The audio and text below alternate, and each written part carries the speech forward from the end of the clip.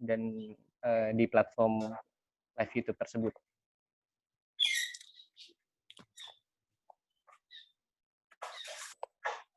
Oke, alhamdulillah kita sudah jam 13.15.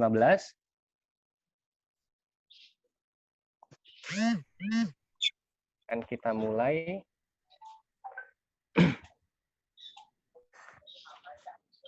Baik, bismillahirrahmanirrahim. Assalamualaikum warahmatullahi wabarakatuh. Selamat siang para sobat peternak. Selamat datang di webinar Peternak Nasional dengan judul Antara COVID, Kurban, dan Digitalisasi. Kemudian di webinar peternak ini kami atau kita semua antara para pemateri dan juga peternak nanti terbuka untuk membahas atau berdiskusi untuk membahas solusi kurban saat COVID-19 ini bagi peternak. Banyak sekali yang akan nanti dibahas oleh 3 pemateri kita. Yang pertama ada Insinyur Haji Yudi Guntaranur, IPU. Beliau sebagai Ketua Umum Himpunan Peternak Domba Kambing Indonesia atau biasanya kita familiar dengan HPDKI, dan juga dari Agro Group. Kemudian pemateri kedua nanti ada Kang Nur Agis Aulia atau biasa kita panggil Kang Agis. Beliau praktisi di peternakan juga sebagai owner Jawara Farm di Cilegon. Kemudian beliau juga sekarang sedang menjabat sebagai anggota DPRD Kota Serang Komisi 2, para sobat. Itu Mas Kang Agis sebagai pemateri kedua kita. Untuk pemateri ketiga kita ada Mas Dalu Nuzlul Kirom, ST. Beliau adalah founder dan juga CEO dari PT Ternanesia Farm Innovation. Kemudian nanti secara berurutan para pemateri akan memaparkan materinya kurang lebih maksimal selama 20 menit. Kemudian setelah 20 menit dari Pak Yudi hingga Mas Dalu, nanti kita akan berdiskusi. Berdiskusinya monggo, nanti akan beri kita waktu sampai jam 15.00 maksimal. Jadi harapannya nanti banyak di diskusinya bagaimana kita memecahkan masalah di COVID-19 ini di kalangan peternak. Kemudian jangan lupa nanti untuk 5 peserta dengan pertanyaan atau pendapat terbaik akan mendapatkan door prize pulsa masing-masing sebesar Rp100.000 dan juga kaos Ternaknesia. Nanti akan kami hubungi. Kemudian informasi untuk para sobat, jika ternyata ada kawan-kawan dari sobat peserta di sini yang belum bisa join Zoom atau kesulitan, bisa menonton live YouTube kami di platform YouTube, akunnya Ternaknesia. Kemudian nanti bisa juga di kolom komentar untuk memberikan feedback-nya. Baik, dari Pak Yudi Guntara.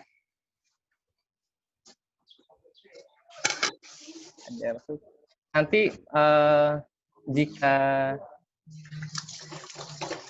ada feedback dari sobat-sobat, silahkan di kolom chatting dengan saya Yusuf untuk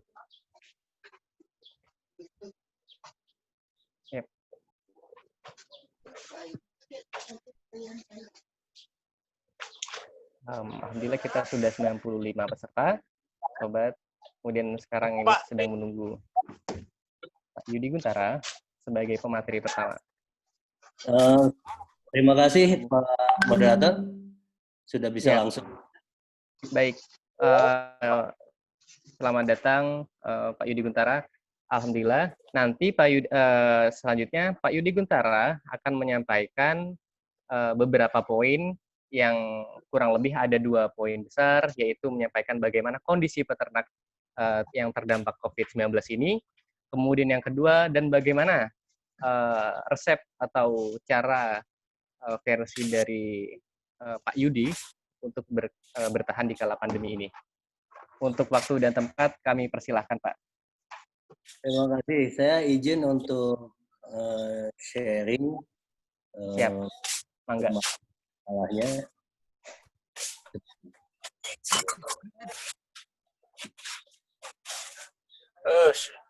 Skill kurang dikit dah. Kurang izin aja, semua ya.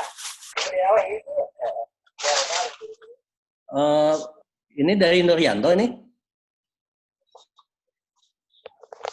makalahnya. Betul Pak, ya.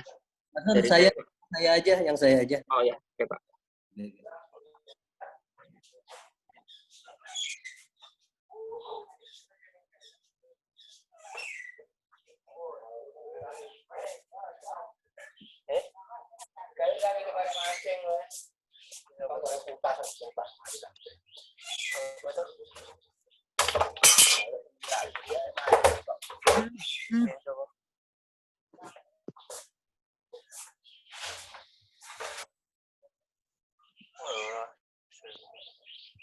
Saya izin untuk nge-share makalah saya. Untuk materinya? Ya, ini saya share dulu. Ya. Oke, terima kasih. Assalamualaikum warahmatullahi wabarakatuh. Waalaikumsalam warahmatullahi wabarakatuh. Saya Yudi Guntara, kebetulan saya dari APDKI juga saya bergerak di sektor peternakan dalam bendera Agro Group. Yang saya akan sampaikan adalah memang kondisi COVID atau pasca COVID, bagaimana antisipasi kita dalam menghadapi hal ini.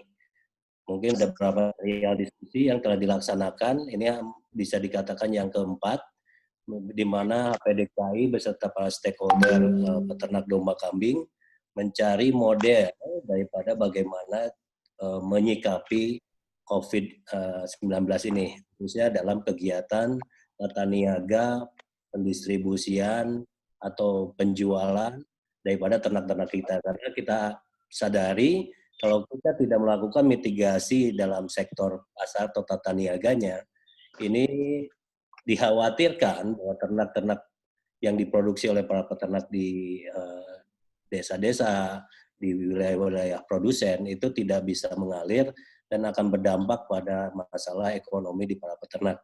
Untuk itu saya izinkan saya di sini menyampaikan modeling yang kita akan sampaikan, katakan yang mungkin bisa dikatakan comply terhadap protokol COVID-19 yang tujuannya adalah melakukan mitigasi.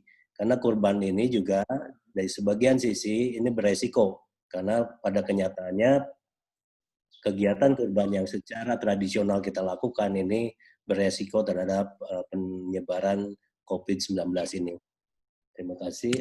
Jadi yang saya harus sampaikan di sini adalah bahwa pada umumnya nanti ini dengan istilahnya belum ditemukannya vaksin, obat untuk penyakit COVID-19 ini berdampak pada kita harus melakukan perubahan.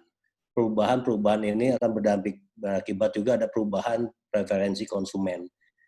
Di peternakan sendiri saya lihat bahwa perubahan di budidaya akan didrive atau ditentukan oleh perubahan konsumen. Jadi di sini kita harus menyiapkan peternak yang memang harus siap menghadapi dalam perubahan-perubahan yang diminta oleh konsumen.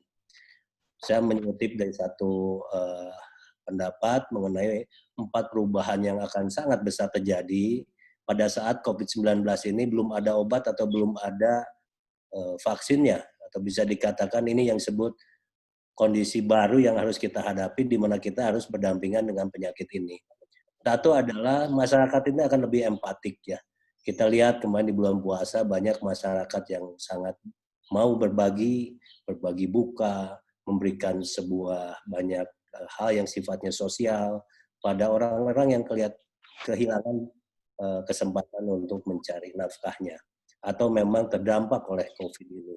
Yang kedua juga sekarang kita melihat shifting bahwa sekarang tuh konsumen lebih virtual atau jadi kita bertemu melalui seperti sekarang kita lakukan seminar kita lakukan melalui virtual.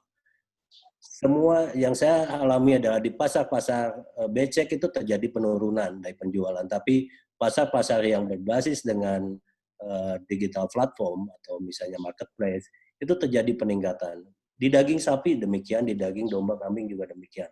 Penjualan-penjualan yang menggunakan platform digital ini meningkat dengan pesat karena perubahan perilaku konsumen saat ini lebih kepada virtual. Orang menghindari kontak fisik dan mereka lebih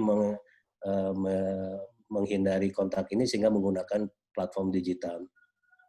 Yang ketiga juga ya itu lifestyle-nya sekarang tinggal di rumah. Ya kalau tidak perlu ya tidak keluar. Tapi kalau misalnya sekarang mungkin sebagian besar kalau bisa dilakukan di rumah, baik pekerjaan, aktivitas lainnya, pesan makanan, belanja online, semua dilakukan di rumah. Nah, ini menjadi juga perubahan. Yang ketiga adalah the bottom of the pyramid. Jadi memang sekarang itu pangan yang menjadi fokus utama daripada masyarakat.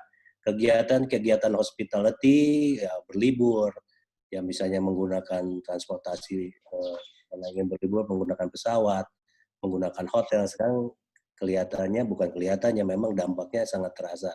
Sehingga adalah yang fokus sekarang adalah bagaimana kebutuhan pokok itu terpenuhi. Nah, ini yang akan merubah daripada 4 perubahan yang akan terjadi.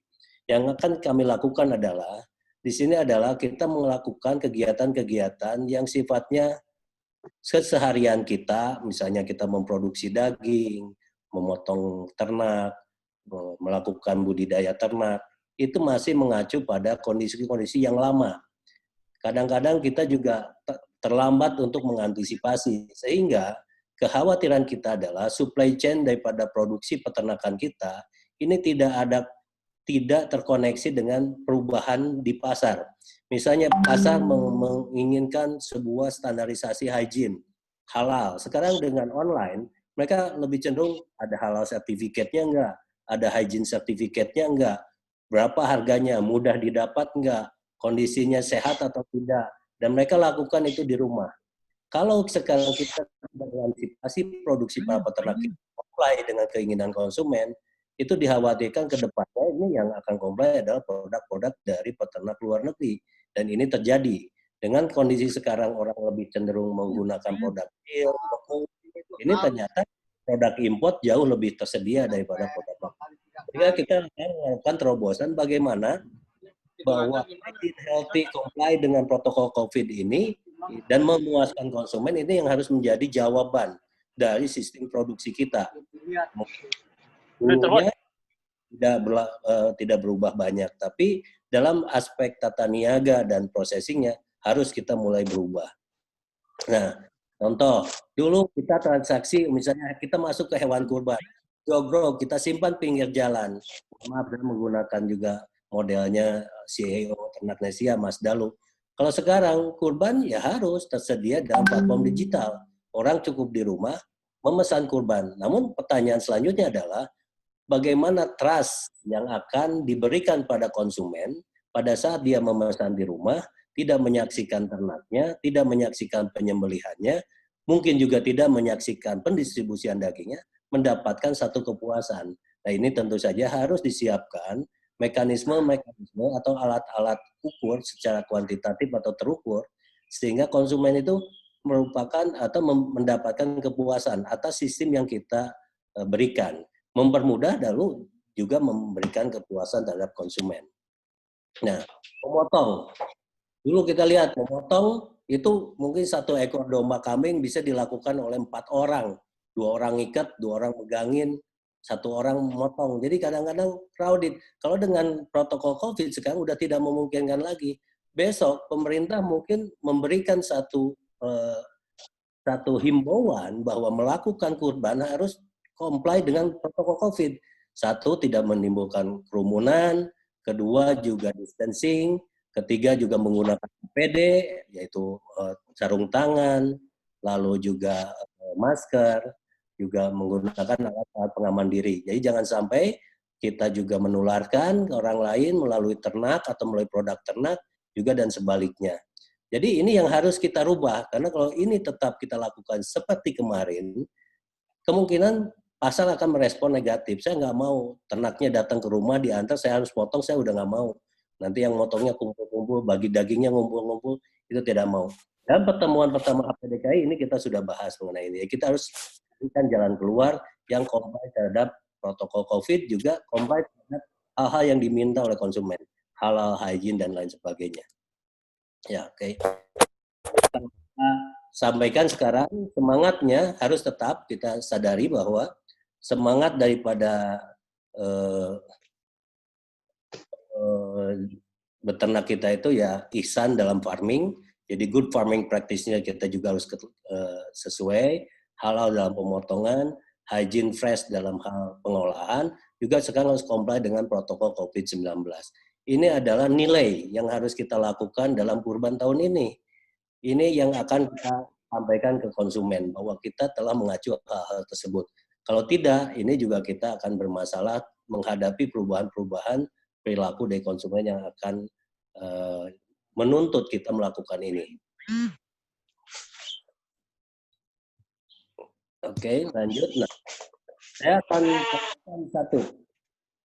salah satu yang konsep kita sampaikan sekarang adalah, misalnya kita pasti judulnya tebar salur daging kurban. Apa yang kita lakukan di sini? Ini juga saya sudah meminta ke tiap DPD, HPDKI di daerah dengan keunggulan atau competitive advantage masing-masing. Coba lihat apa yang bisa dilakukan. Yang kita lakukan adalah kita akan melakukan pemotongan kurban desentralisasi di sebuah rumah potong hewan, di mana produknya nantinya akan didistribusikan dalam bentuk chill atau frozen, yang dimana kita akan menggunakan kemasan tiap satu ekor satu packaging. Jadi tapi datanya akan jelas, nanti kita akan sampaikan. Dan ini comply, RPH yang digunakan adalah RPH halal, bersertifikat halal. Infrastruktur yang kita gunakan telah ber-NKV, jadi hygiene certificate-nya sudah ada. Lalu juga comply terhadap COVID-19, jadi maksudnya pemotong, pengolah menggunakan APD, ini yang harus kita sampaikan. Lalu tidak menimbulkan kerumunan, karena yang memotong nanti memang melakukan pemotongan itu satu ekor, satu ternak. Lalu juga yang melakukan de-hiding, processing, pembukaan kulit dan jeroan, satu orang, satu ternak. Lalu pemotongan cutting dan lain sebagainya juga dilakukan oleh satu orang. Jadi tidak ada berkerumun, ini adalah comply terhadap COVID-19 protokol, dan juga di sini kita melakukan sebuah inovasi daripada bagaimana sekarang yang membelinya bisa menyaksikan melalui live streaming. Jadi si A memesan kurban, nanti bisa melalui live streaming. Jadi bentuknya akan seperti ini.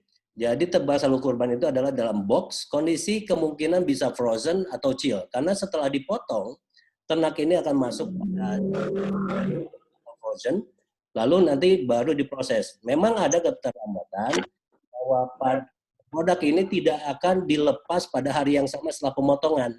Jadi rencananya kalau dipotong hari 10 Zulhijjah, itu akan didistribusikan pada tanggal 11 Zulhijjah. Karena kita ada proses pendinginan, lalu cutting, sistem cutting. Jadi di sini memberikan maksimal, cutting satu ternak akan dibagi menjadi 9 bagian, yaitu neck, 2 adalah punggung, 2 bagian saddle atau belakang, 2 bagian paha. Itu kita kemas, lalu 1 kepala kaki dan 1 jeroan. Itu satu kita masukkan ke dalam satu packaging yang dalam bentuk dingin, cold chain. Lalu juga kita menggunakan QR code, datanya adalah data siapa melakukan kurban ini, data-datanya, lalu sistem produksi yang dilakukan. Karena domba-domba yang kita potong saat ini adalah merupakan hasil penggemukan klaster binaan HPDKI dan grup kita. Jadi ini bisa dilakukan melalui kerjasama dengan ojek online. Misalnya satu, karena kemasan itu sekitar anggap saja 15-20 kilo, itu bisa disimpan dalam satu ojek online dan kita diminta langsung oleh yang melakukan kurban atau memang didistribusikan ke daerah yang akan. Ini adalah solusi. Jadi tidak ada kerumunan, tidak ada kerumunan dalam memotong, tidak ada kerumunan dalam membagikan daging, tapi dilakukan secara baik dan lebih hygiene, halal. Dan ini semua di tempatnya teratur. Ini memang teman-teman ada yang mengajuk alternatif lain, misalnya dengan melakukan pengalengan, itu ada juga. Tapi yang kita lakukan untuk memfasilitasi penjualan ternak-ternak klaster yang ada di Jawa Barat adalah dengan tebar daging kurban, yaitu mendistribusikan daging kurban dan melakukannya dalam satu rumah potong hewan yang tersentralisasi dan mendistribusikannya keesokan harinya dalam bentuk chill atau frozen. Dan ini insya Allah kalau kita lihat akan comply terhadap protokol COVID karena semuanya sudah dilakukan dengan mengacu pada hal yang kita persiapkan. Nah ini kita distribusinya, kalau dulu ternaknya didistribusikan bisa pakai ojek, pakai tas, ternak hidup. Tapi kalau sekarang tidak perlu, yang kita distribusikan adalah ada satu box yang siap untuk didistribusikan. Nah ini yang akan merupakan salah satu yang kita lakukan di kita untuk memasarkan hasil-hasil pengemukan dari klaster yang ada di Jawa Barat saat ini. Kita ada beberapa klaster yang akan panen pada saat menjelang kurban tahun ini. Lanjut, nah ini, jadi institusi penyalur saya bisa juga kerjasama nantinya. Jadi DKM, lembaga amil zakat, institusi distributor lainnya silahkan. Atau perorangan mengontak silahkan. Retail, atau nanti jadi mau reseller ya silahkan saja. Kita juga bisa buka di marketplace, Tokopedia, Bukalapak, Shopee yang memesan ini. Jadi juga penyebaran daging kurbannya ada dua macam. Ada yang diminta misalnya saya berkurban, saya meminta dagingnya dikirim ke rumah, nanti saya yang akan membagikan ke wilayah sekitar, itu bisa. Atau dia menentukan kemana akan diarahkan daging kurban itu ditujukan. Misalnya saya berkurban, saya kirimkan ke yayasan tertentu, panti asuhan tertentu, DKM tertentu, itu bisa dilakukan dalam areal tertentu. Dan ini sangat praktis, dan ini juga yang kita kembangkan untuk bagaimana menyikapi kondisi yang ada. Dan hasil daripada ternak yang kita hasilkan pun merupakan hasil daripada klaster yang ya istilahnya dalam produk yang lebih seragam dan uniform, karena melalui sebuah proses produksi yang seragam, penggemukan 3-4 bulan, dan hasilnya adalah bisa kita potong dengan layak. Nah ini value product, jadi kita shifting daripada produk yang misalnya komoditi yang biasa kita berbicara komoditas ternak menjadi suatu produk yang kita akan sampaikan ke konsumen. Tidak lagi dalam bentuk hidup, tapi juga dalam bentuk sudah meliputi daging chill atau frozen. Di sini kita menggunakan sistem cold chain. Nah, juga kita menggunakan ternak-ternak yang unggul karena sudah 2 tahun kita melakukan persilangan antara Dorper dan domba Garut. Jadi yang kita gunakan nanti untuk produk pemotongan ini adalah domba Dorper Cross, F1 domba Garut dan Dorper, itu yang memang dagingnya bisa dihasilkan lebih banyak karena ini akan pada posisi yang cukup gemuk dan beratnya pun kita atur di atas 30 kilo, tidak ada yang beratnya yang kecil. Dan ini supaya kita lebih efisien dalam melakukan proses pemotongan dan cuttingnya. Jadi di sini, ini yang pernah saya sampaikan, dari sistem produksi kita, semua domba-domba ini diproduksi dari klaster binaan kita yang ada di peternak, dibiayai oleh KUR BJB saat ini, dan kerjasama off-taker-nya adalah kita. Menghadapi kurban ini, kita selaku off-taker meng-create sistem yang platform kurban yang tadi. Jadi platform kurban itu sudah untuk menampung semua panen petani yang akan mulai panen awal Juli ini sampai akhir Juli untuk menghadapi Lebaran. Dan sebetulnya market kita sudah cukup captive karena kita udah 2 tahun ada kerjasama dengan lembaga keagamaan di Singapura dan mereka menitipkan kurbannya di Indonesia. Dan kita tahun ini semua yang titipan itu akan kita lakukan dengan sistem cold chain ini. Lalu ada beberapa juga yang telah komit untuk melakukan hal yang sama dengan sistem platform ini. Jadi model dengan cold chain pendistribusiannya. Ini tahapan proses. Ya ini kita juga kerjasama dengan Ternak Nesia untuk membuat platformnya. Jadi kita akan menyampaikan informasi daripada ke konsumen mengenai jadwal potong. Nantinya kita akan bikin live streaming. Misalnya si A motong, live streaming bisa disaksikan dombanya, sehingga misalnya kalau saya beli domba 40 kilo, terlihat dombanya itu misalnya cukup besar, tidak kecil, gemuk, bulat. Jadi kadang-kadang kita kan ada keraguan dalam melakukan virtual kurban ini adalah pada saat yang membeli itu tidak menyaksikan. Mereka hanya mengatakan saya gugur kewajiban, tidak menyaksikan apakah dombanya itu jantan, dombanya itu betina, dombanya itu gemuk, dombanya itu kurus, dan dipotongnya bagaimana. Kalau di sini platform ini, insya Allah konsumen akan mendapatkan informasi yang jelas, dombanya itu baik jantan, betina, berat berapa, dipotongnya waktunya jam berapa, bagaimana tata cara pemotongannya, comply atau tidak comply.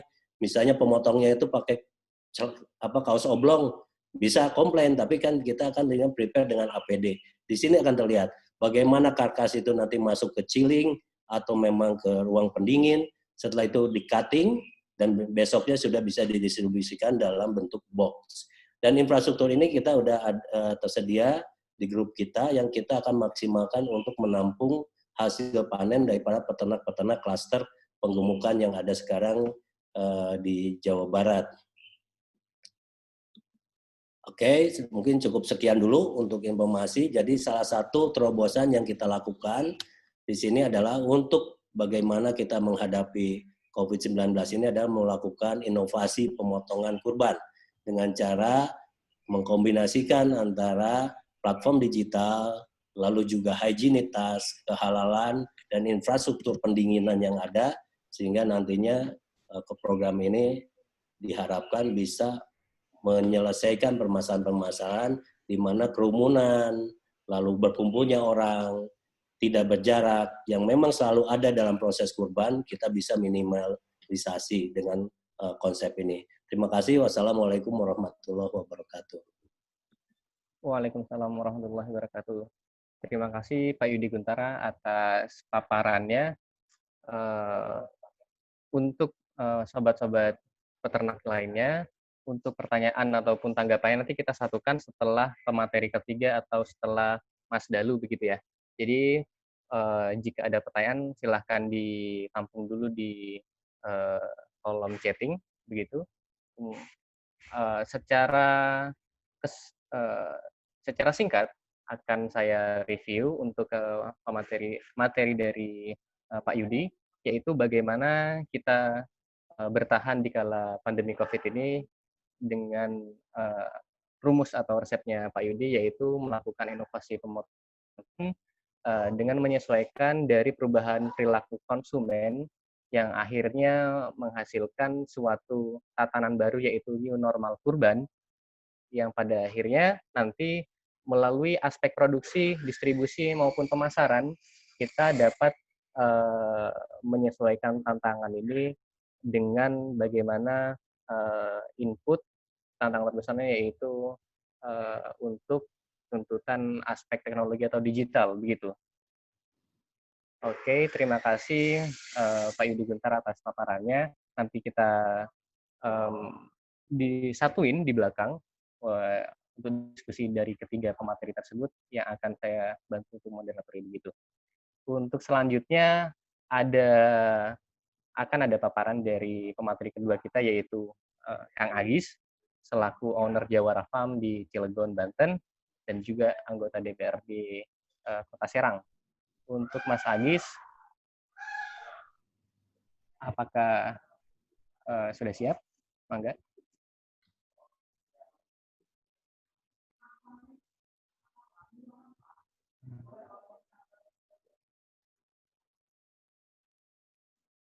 Oh, Kang Agis memberikan kabar jika beliaunya ternyata masih di perjalanan.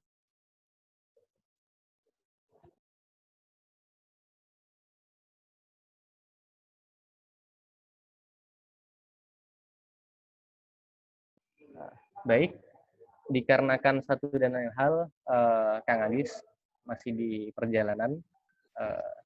Untuk materi kedua, kita langsung beranjak ke Mas Dalu. Baik, saya perkenalkan, Mas Dalu ini adalah founder dan CEO dari PT Transnesia Farm Innovation yang beralamatkan di Jalan Diponegoro, Surabaya, yang merupakan digital platform peternakan dari hulu ke hilir. Untuk materi yang akan disampaikan oleh Mas Dalu ada dua, Sobat. Yang pertama itu akan menyampaikan tentang teknologi digital sebagai salah satu solusi peternak di tengah pandemi COVID ini. Kemudian yang kedua, Mas Dalu kurang lebih poinnya akan menyampaikan bahwa marketplace hadir sebagai solusi peternak Indonesia, begitu. Untuk waktu dan tempat, Mas Dalu dipersilahkan. Oke, bismillahirrahmanirrahim. Assalamualaikum warahmatullahi wabarakatuh. Salam kenal rekan-rekan dan sobat ternak sekalian seluruh Indonesia. Terima kasih atas kesempatan yang diberikan oleh moderator ya dan teman-teman ternak Indonesia serta teman-teman HPDKI ya yang sudah memberikan kesempatan kepada kami untuk menyelenggarakan silaturahmi peternak untuk menghadapi kurban ini. Di sini kami akan sharing mengenai ternak Indonesia. Kemudian akan saya lanjutkan tentang solusi yang kami tawarkan ya kepada rekan-rekan peternak di tengah kondisi pandemi COVID.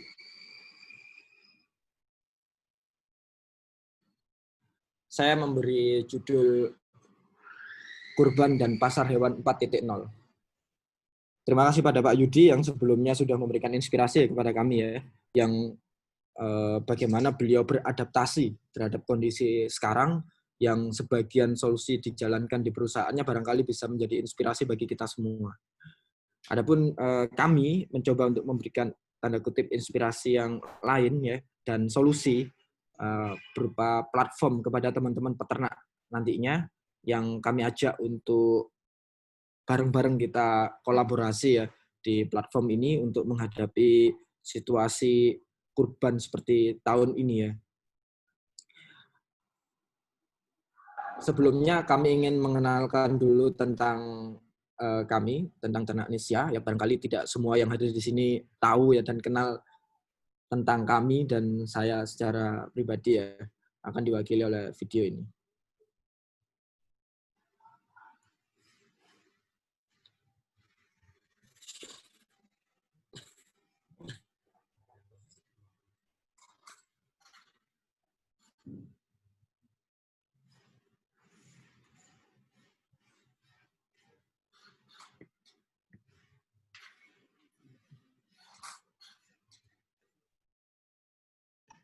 Maaf, nggak ada suaranya ya. Nggak dengar suaranya ya. Baik, sebentar. Kamu dengar? Nggak dengar semuanya? Gimana caranya? Betul, nggak dengar suaranya ya. Bisa ya? Dengar suaranya Bapak.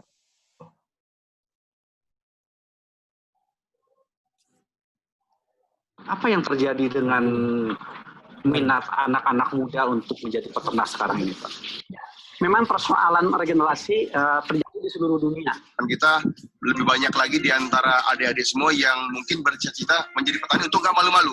Untuk nggak malu-malu jadi peternak.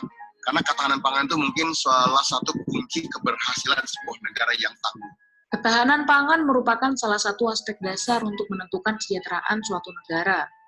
Badan Pusat Statistik mencatat konsumsi pangan protein hewani di Indonesia pada tahun 2016 mencapai 1,4 juta kilo per tahun. Sayangnya, kebutuhan konsumsi tersebut tidak diimbangi dengan stok yang disediakan oleh peternak lokal. Sehingga tak heran jika hampir setiap tahun pemerintah melakukan impor daging maupun susu untuk memenuhi kebutuhan masyarakatnya. Penyebab utama dari fenomena ini tidak lepas dari rendahnya regenerasi peternak di Indonesia. Hal ini pun berdampak langsung pada menurunnya angka produktivitas peternakan. Keengganan peternak muda untuk beternak disebabkan asumsi awam seperti kebutuhan modal yang besar, pengelolaan yang konvensional, serta aspek pasar yang kurang menjanjikan. Permasalahan ini dijawab oleh ternak Indonesia dengan mengembangkan platform digital yang dapat membuat aktivitas peternak menjadi mudah dan keren.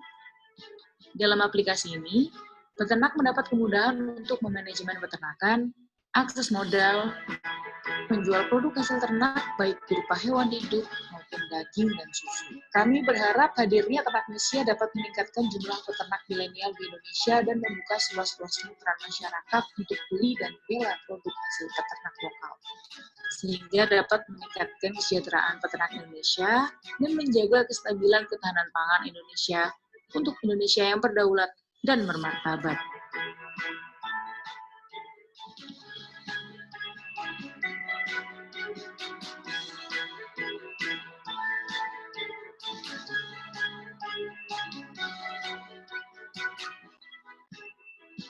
Saya bangga sekali bahwa hari ini bisa mengadakan pertemuan dengan Ternak Indonesia Farm Innovation di Surabaya. Dan saya lihat programnya begitu bagus, terutama lewat ternaknesia.com. Saya bangga sekali dan saya berharap ini bisa berkembang terus sebagai salah satu unsur yang akan memperkuat peternakan kita dan ketahanan daging kita. Terima kasih. Ternaknesia bangga menjadi peternak milenial Indonesia. Ya, fokus kami ya rekan-rekan sekalian adalah bagaimana kami mendorong terutama regenerasi peternak di Indonesia ya, agar mereka bisa tertarik untuk beternak ya, agar anak-anak muda bisa tertarik untuk beternak. Makanya kami bantu untuk menyelesaikan permasalahan di mereka dalam hal pasar, modal, dan manajemennya, dan bagaimana membuat peternakan ini bisa tampil keren gitu ya. Karena ada kalanya anak-anak muda enggan untuk beternak bukan karena tidak menguntungkan aktivitas ini, tapi karena image-nya itu beternak nggak keren.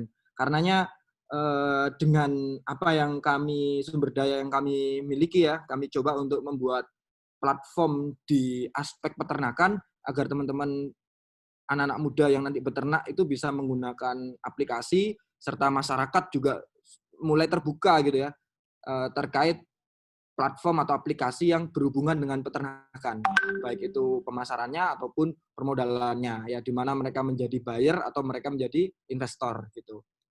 Nah, penjelasannya begini. Jadi kita itu ada dua interface, ada dua lini aplikasi. Yang pertama adalah untuk user, untuk masyarakat umum, untuk customer ya, di mana mereka bisa berinvestasi, bisa membeli produk harian hasil peternakan ya, susu, telur, daging dan sejenisnya, atau mereka bisa kurban lewat sini begitu. Kemudian untuk aplikasi yang kedua itu aplikasi yang dipegang oleh teman-teman peternak, namanya Sobat Ternak. Pengembangannya pertama kami uji coba untuk manajemen peternakan itu bekerja sama dengan Agro Group ya, punyanya Pak Yudi Guntara, di mana kami coba untuk mengimplementasikan bersama-sama mengimplementasikan sistem peternakan terutama domba kambing, lebih-lebih berbasis plasma nantinya itu menggunakan aplikasi. Jadi mulai dari skema kontrolnya ya, skema perawatan hewannya, manajemen kandang dan seterusnya, termasuk keuangan gitu. Itu bisa ada dalam aplikasi. Nah, kemudian capaian atau perjalanan kami selama 3 tahun ini, kami sudah ada user sekitar 12.000 orang, baik itu investor ataupun buyer secara umum gitu. Kemudian untuk aktivitas investasinya sendiri itu kita sudah mengajak 1.835 investor ya, dengan dana terkumpul selama 3 tahun ini sebesar 36 miliar rupiah. Ya.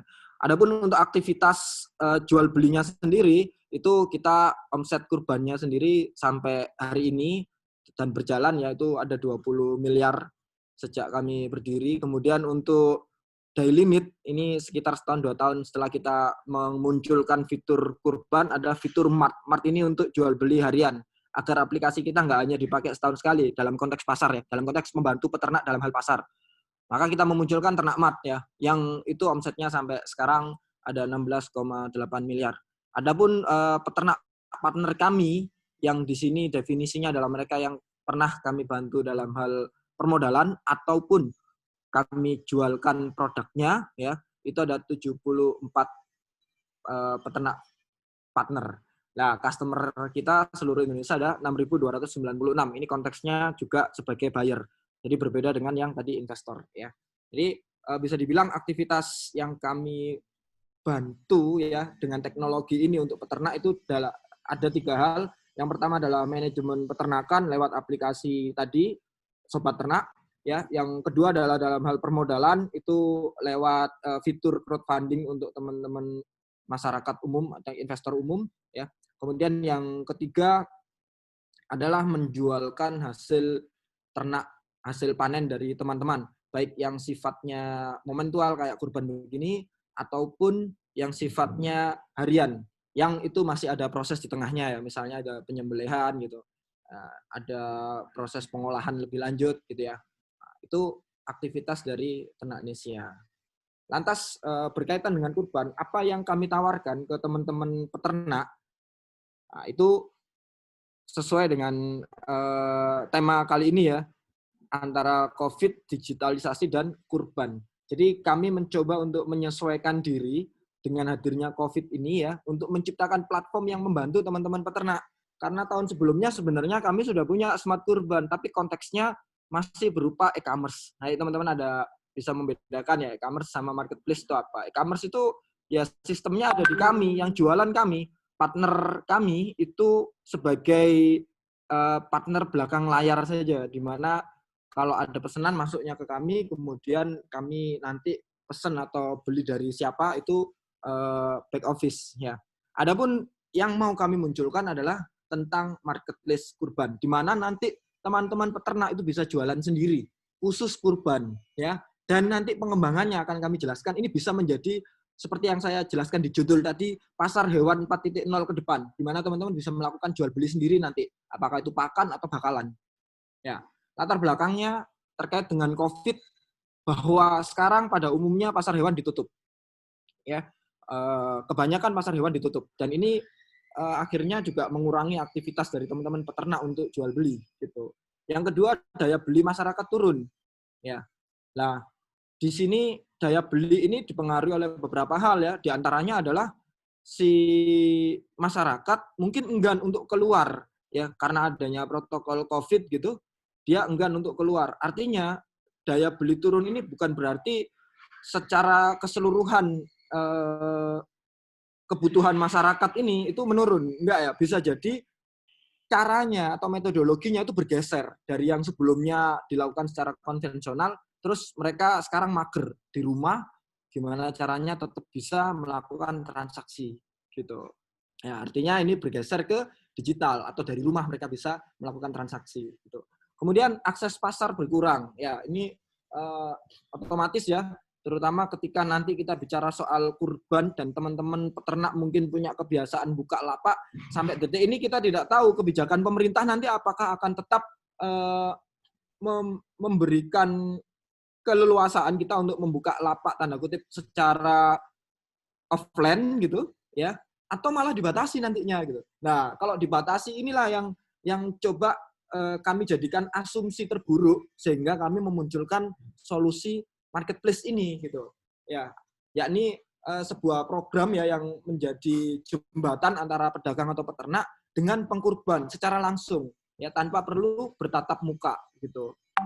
Nah, tujuan dari marketplace ini ya, yang pertama menciptakan jual beli yang aman dan mudah bagi peternak dan pengkurban ya, atau kalau kita zoom lebih umum lagi, bagi buyer dan seller, karena bisa jadi kalau konteksnya nanti ini jangka panjang bisa menjadi pasar online-nya teman-teman peternak, maka ini bisa menjadi satu bridging, satu jembatan yang aman ya bagi pembeli ataupun penjual. Kadang-kala kita menemukan kasus seperti ini ya, kasus penipuan ya, yang itu bisa dialami oleh pembeli ataupun penjual.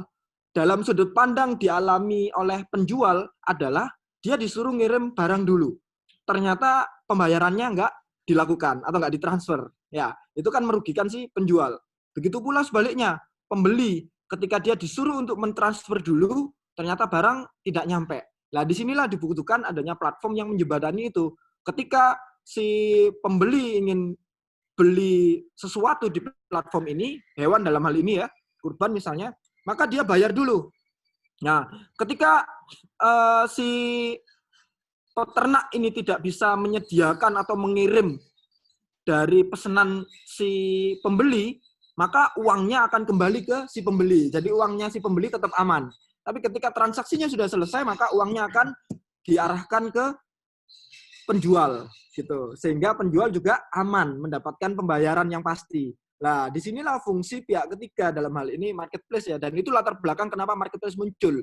Karena dulunya jual beli online dilakukan lewat medsos, ya. Kemudian banyak terjadi penipuan, baik di sisi pembeli ataupun sisi penjual. Nah, akhirnya muncullah platform yang menjadi third party ya, pihak ketiga untuk menjembatani itu. Begitu pula latar belakang dari atau tujuan dari adanya marketplace kurban ini. Yang ini khusus untuk teman-teman peternak, yang kami ciptakan khusus untuk teman-teman peternak. Ya, ini sebagai ikhtiar kami ya, membantu teman-teman peternak. Yang kedua, meningkatkan permintaan dan omset peternak ya akibat COVID gitu. Seperti yang kami jelaskan tadi, ini channel pasar itu kan berkurang, maka kita perlu untuk menciptakan channel yang lain. Artinya ketika teman-teman peternak nanti bergabung di platform kami ini, maka bukan berarti channelnya teman-teman yang lain itu tertutup. Enggak, silakan teman-teman berjualan dengan cara seperti biasanya, tapi kami akan bekerja di sini ya di platform ini untuk memasarkan platform ini ke khalayak umum, ke masyarakat umum. Begitu pula teman-teman bisa memasarkan juga link dari platform ini ke kalangannya agar dia bisa pesan langsung lewat sini. Nah, selama ini kan kita tidak diakomodir tanda kutip ya oleh marketplace yang umum di mana mereka mempersyaratkan yang bisa bergabung di situ itu yayasan gitu, yang sifatnya penyaluran. Tapi di sini teman-teman bisa nanti jualan langsung, baik yang dikirim langsung ya, terutama yang rumahnya dekat dengan teman-teman. Misal yang teman-teman peternak dari Jogja, itu nanti akan dipilih oleh si Sohibul Kurban yang dari Jogja. Nggak semuanya kan pengen disalurkan, ada juga yang dia pengen dikirim dari ke rumahnya langsung. Nah, di sini bisa terjadi transaksi. Ataupun ketika ini ada konteks penyaluran, itu teman-teman juga bisa melakukan pelaporan lewat platform ini. Misalkan dokumentasi tentang penyembelihannya itu dilaporkan lewat aplikasi. Terus nanti nyampe ke si Sohibul Kurbannya. Begitu pula dengan pembagian sertifikat ya, yang teman-teman tidak harus mengirim satu persatu ke email masing-masing, apalagi kalau kirim surat gitu ya. Itu yang kedua.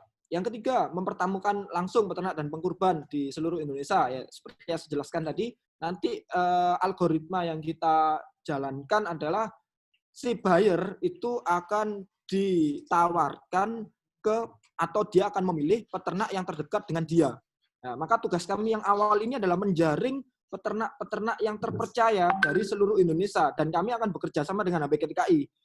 Asumsi kami ya, organisasi atau asosiasi yang bisa kami percaya untuk memfilter bahwa ini peternak atau tidak, itu adalah HBTKI. Karena seperti tujuan awal tadi ya, kami meminimalisir adanya penipuan. Jangan sampai buyer nanti ketemu dengan yang bukan peternak ya, atau hewannya, atau dia tidak punya hewan, jualan. Akhirnya ketika dibayar tapi nggak ada hewannya. Walaupun secara uang masih tetap kami pegang ya, tapi secara transaksi kan menurunkan kepercayaan kita semua ya gitu. Nah, makanya kami bekerja sama untuk kepada HBTKI dengan HBTKI untuk memfilter ya siapa peternak yang nantinya bisa bergabung dengan kita. Dan ini ke depannya itu juga kami harapkan sinergi ini bisa berjalan terus menjadi ruang bagi teman-teman HBTKI untuk bertransaksi secara aman ya di platform bersama kita. Karena saya sendiri juga anggota HBTKI. Yang keempat, meningkatkan nilai jual hewan kurban ya dari peternak lokal. Di mana selama ini kalau konteks jualan kurban secara konvensional, peternak harus dengan ketidakpercayaan dirinya itu dia menjual hewan kurbannya kepada belantik, dititipkan pada belantik, lebih-lebih belantik yang tidak punya modal ya, hanya mengambil saja dijualkan ke kota, kemudian bayarnya terakhir gitu. Ya, ketika laku, kalau nggak laku dikembalikan. Jadi hampir tidak ada resiko bagi si belantiknya tadi, tapi bagi peternak cukup was-was begitu. Makanya harapannya dengan ini si teman-teman peternak bisa langsung jualan ya lewat platform ini. Kita terbuka ya, terutama teman-teman yang nanti akan setelah divalidasi itu dikatakan valid ya, lebih-lebih anggota HBTKI. Yang kelima, mengedukasi dan membiasakan kita semua ya dengan bisnis 4.0. Ya, kadangkala kebiasaan harus dipaksa ya, dengan kondisi seperti sekarang COVID begini, kita terbiasa untuk meeting secara online lewat Zoom seperti ini, yang dulunya mungkin kita agak awam dengan beginian. Ya, sekarang udah mulai biasa gitu. Mulai biasa juga dengan YouTube. Nah, begitu pula nanti bicara soal jual beli, bisa jadi masa depan dari pasar hewan itu justru ada di dunia maya. Ya, jadi teman-teman nanti jualannya itu harapan kami adalah terbiasa dengan menggunakan platform ya sejak sekarang. Nah, kalaupun nanti ada kesulitan-kesulitan di tahun ini ya nggak masalah. Kami juga tidak akan mundur ya. Artinya apa feedback dan kekurangannya akan kami perbaiki sehingga nanti teman-teman peternak bisa terbiasa untuk saling berinteraksi lewat online, terutama dalam hal jual beli gitu. Nah, ini gambaran dari sistemnya. Di kala pandemi ini, sobat tetap bisa memasarkan hewan kurban yang telah dirawat kepada masyarakat yang ingin berkurban. Tidak perlu pusing memasarkan sendiri, berjualan hewan kurban bisa dilakukan melalui aplikasi Sobat Ternak. Mau bikin katalog hewan yang akan dijual? Bisa. Jaga komunikasi dengan pelanggan, Ada fitur chatnya juga. Pengirim sertifikat kurban ke pelanggan mudah dilakukan. Di sini, sobat bisa berjualan kurban dengan mudah tanpa harus pusing ke pasar hewan. Yuk, jangan jadikan pandemi sebagai hambatan. Jual hewan kurbanmu bersama Sobat Ternak sekarang. Di kala pandemi. Ya. Demikian ya yang bisa kami sampaikan. Jadi ini adalah satu bentuk ikhtiar dari kami Ternak Indonesia ya, sebagai bentuk kontribusi kami ke teman-teman peternak, apalagi kami menjadi bagian dari teman-teman peternak ya, untuk memikirkan solusi bagaimana kita bisa meningkatkan akses pasar ya untuk teman-teman peternak. Akhirnya kami meluncing atau memunculkan ya platform marketplace kurban, di mana customer-nya nanti beli lewat aplikasi Ternak Nesia, dan teman-teman peternak nanti bisa menjadi bagian dari kami dengan mendownload Sobat Ternak ya, di mana dalam Sobat Ternak nantinya teman-teman peternak juga bisa mengimplementasikan manajemen peternakan ya, yang ngontrol hewan masuk keluar kandang dan lain sebagainya, juga bisa jualan baik antar peternak ataupun keluar atau ke customer, dalam hal ini khususnya kurban. Ya, mohon maaf jika ada hal yang kurang berkenan. Demikian dari saya. Assalamualaikum warahmatullahi wabarakatuh. Oh ya, saya jelaskan lagi tujuan jangka panjangnya tadi sempat lewat ya. Ini ya akan menjadi pasar hewan online ya, dan jual beli kebutuhan dunia peternakan. Sempat saya singgung tadi. Jadi setelah kurban pun ini aplikasi tidak akan berhenti, teman-teman sekalian yang tergabung di sini, kita bisa menjadikan ini sebagai pasar hewan online dan jual beli kebutuhan hasil peternakan. Sekali lagi saya tutup. Assalamualaikum warahmatullahi wabarakatuh. Waalaikumsalam warahmatullahi wabarakatuh. Terima kasih Mas Dalu atas paparannya tadi terkait dengan ke arah solusi teknologi yang bisa dihadirkan di saat pandemi COVID-19 ini. Yang kurang lebih bisa kita simpulkan yaitu bahwa dari Ternak Indonesia sebagai platform digital peternakan dari hulu ke hilir kurang lebih menawarkan solusi berupa marketplace smart kurban dengan tujuannya yaitu menciptakan jual beli yang aman dan mudah peternak, kemudian meningkatkan permintaan dan omset peternak yang menurun akibat COVID. Kemudian yang ketiga, mempertemukan langsung antara peternak dan pengkurban di seluruh Indonesia. Yang keempat yaitu meningkatkan nilai jual kurban dari peternak lokal. Dan kemudian yang terakhir atau yang kelima yaitu mengedukasi dan membiasakan peternak dengan bisnis 4.0. Dan kurang lebih paparan yang disampaikan oleh Mas Dalu selaku founder dan CEO Ternak Indonesia. Kita akan siap-siap ke pemateri ketiga kita yaitu Mas Agis. Coba kita konfirmasi dulu ke Mas Agis. Oke.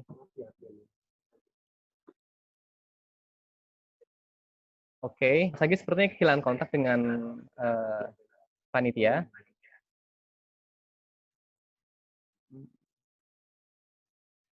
Baik, bagaimana jika mohon izin untuk mohon izin untuk Mas Dalu dan Pak Yudi Guntara untuk kita mulai ke sesi pertanyaan begitu. Jadi nanti ketika Mas Agis sudah memungkinkan, tidak masalah untuk Mas Agis join di diskusi dengan beberapa menit untuk menyampaikan paparannya. Kami juga minta maaf untuk semua sobat-sobat karena ada satu dan lain hal yang tidak memungkinkan untuk Mas Agis memaparkan materinya setelah Mas Dalu.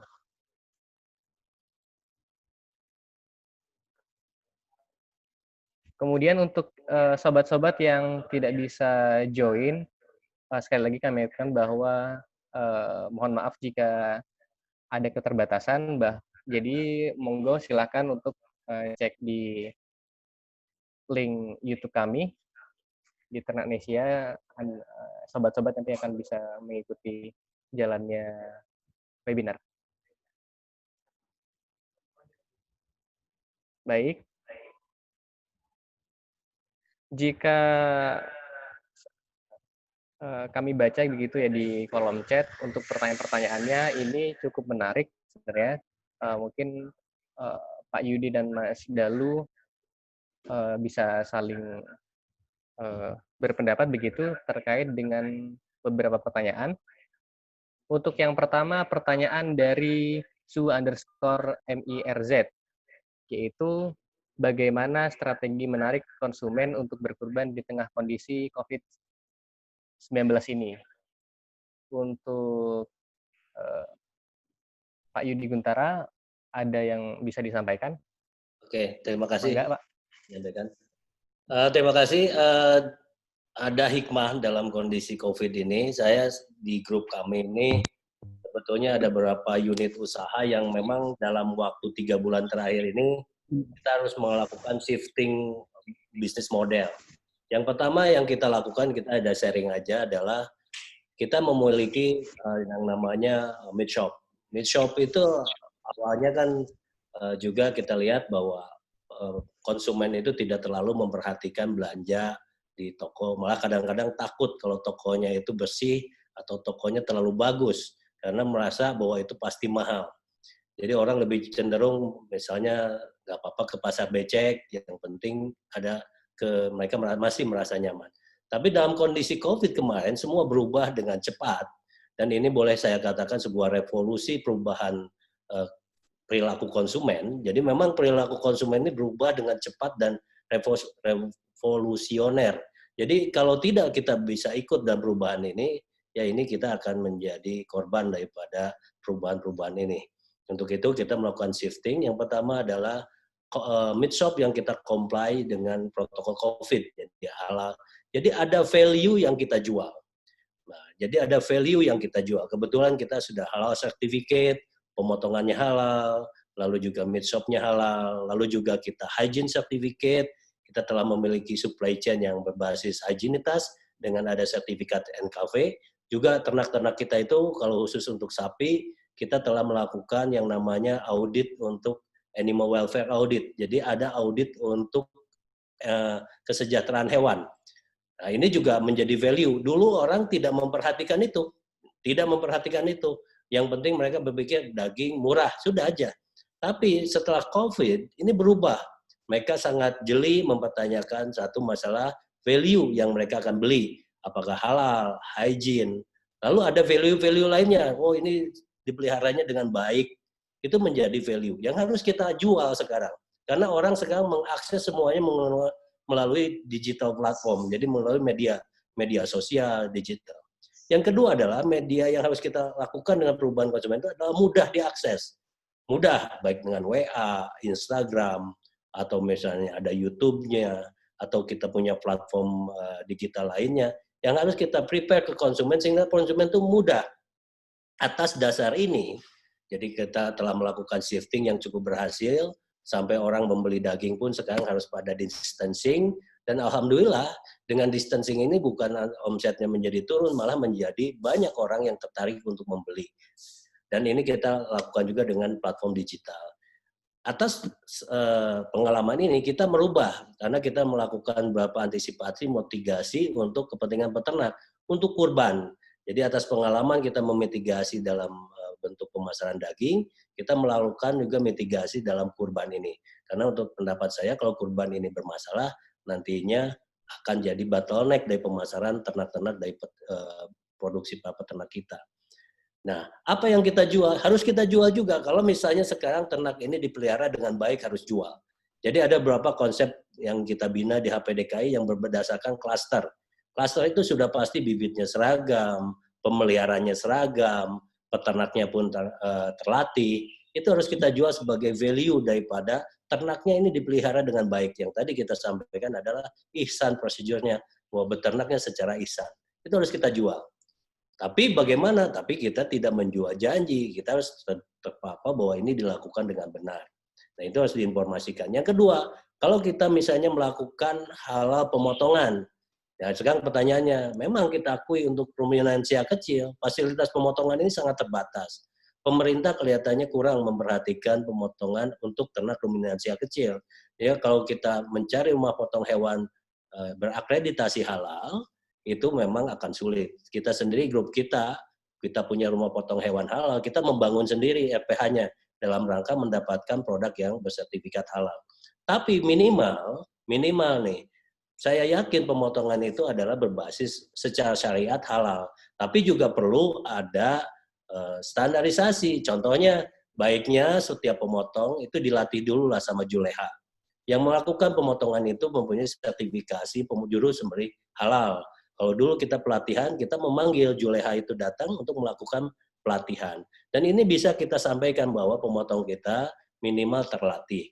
Baik-baiknya adalah bersertifikat halal sebagai slaughterman. Nah, ini yang kita jual sebagai value kedua. Kalau kita misalnya tidak memiliki sertifikat hygiene, bisa saja yang penting handling dagingnya itu memenuhi kaidah-kaidah higienitas. Tidak diletakkan di lantai, digantung, dan lain sebagainya. Lalu prosesnya itu dijual dan diinformasikan. Kondisi sekarang, informasi itu sangat diperlukan oleh konsumen. Jadi jangan kita merasa malu untuk menampilkan apa yang kita miliki.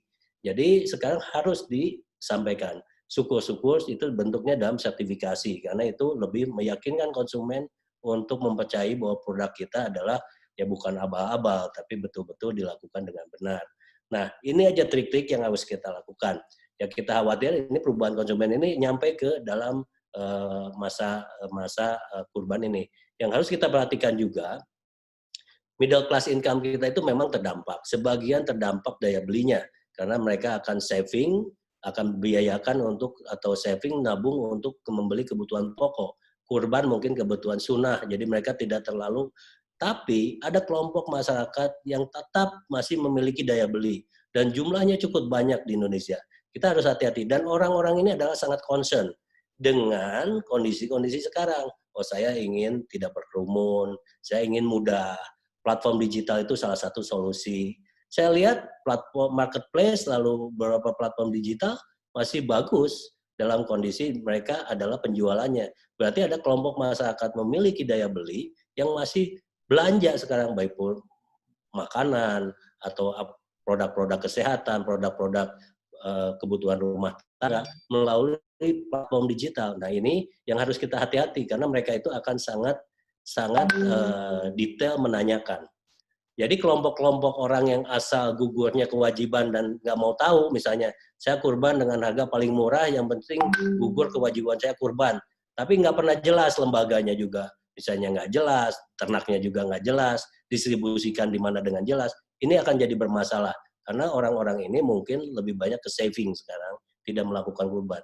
Tapi kelompok-kelompok yang memiliki kemampuan ini akan tetap melakukan kurban dengan lebih sangat hati-hati dalam menanyakan hal-hal yang sepertinya nilai-nilai seperti tadi. Demikian, Pak. Baik, terima kasih.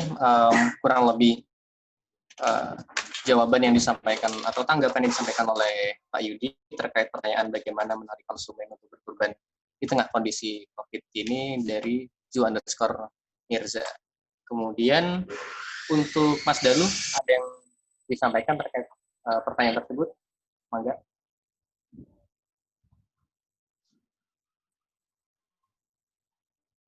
Ya.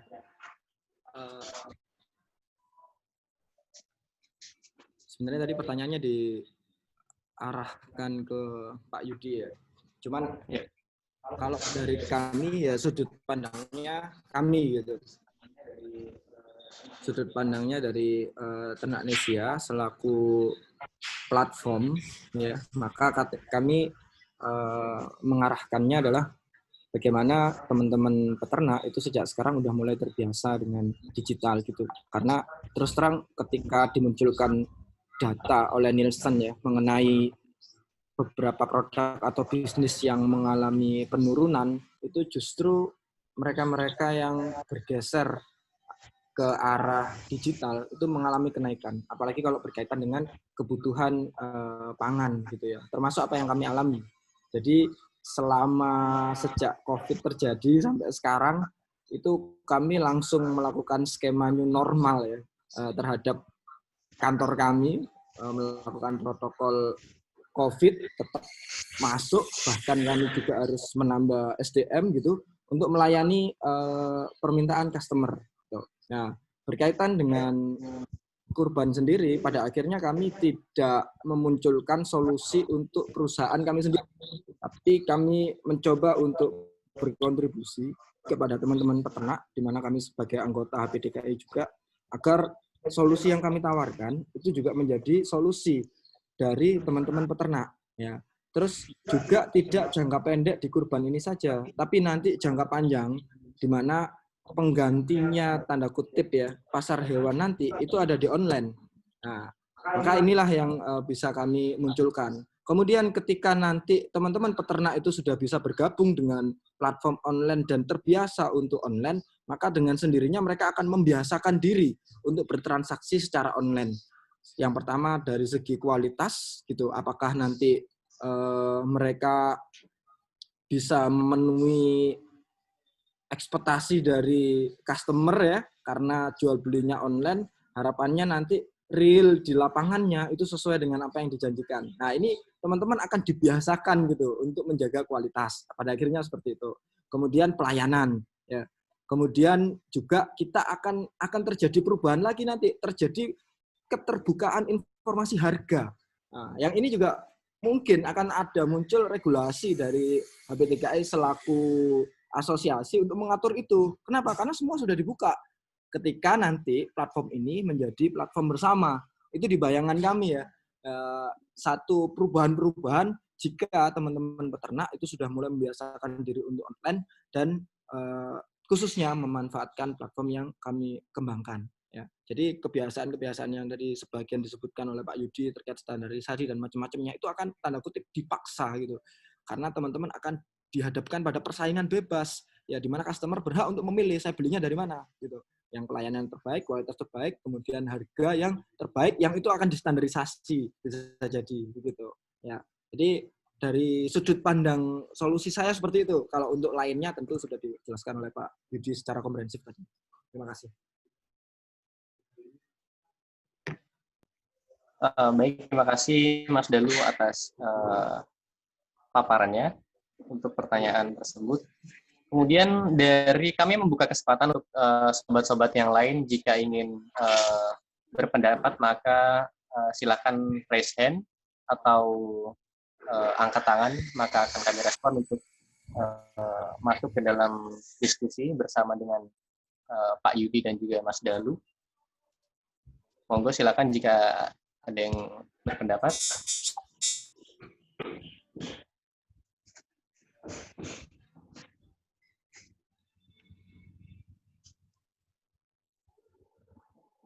Baik. Oke.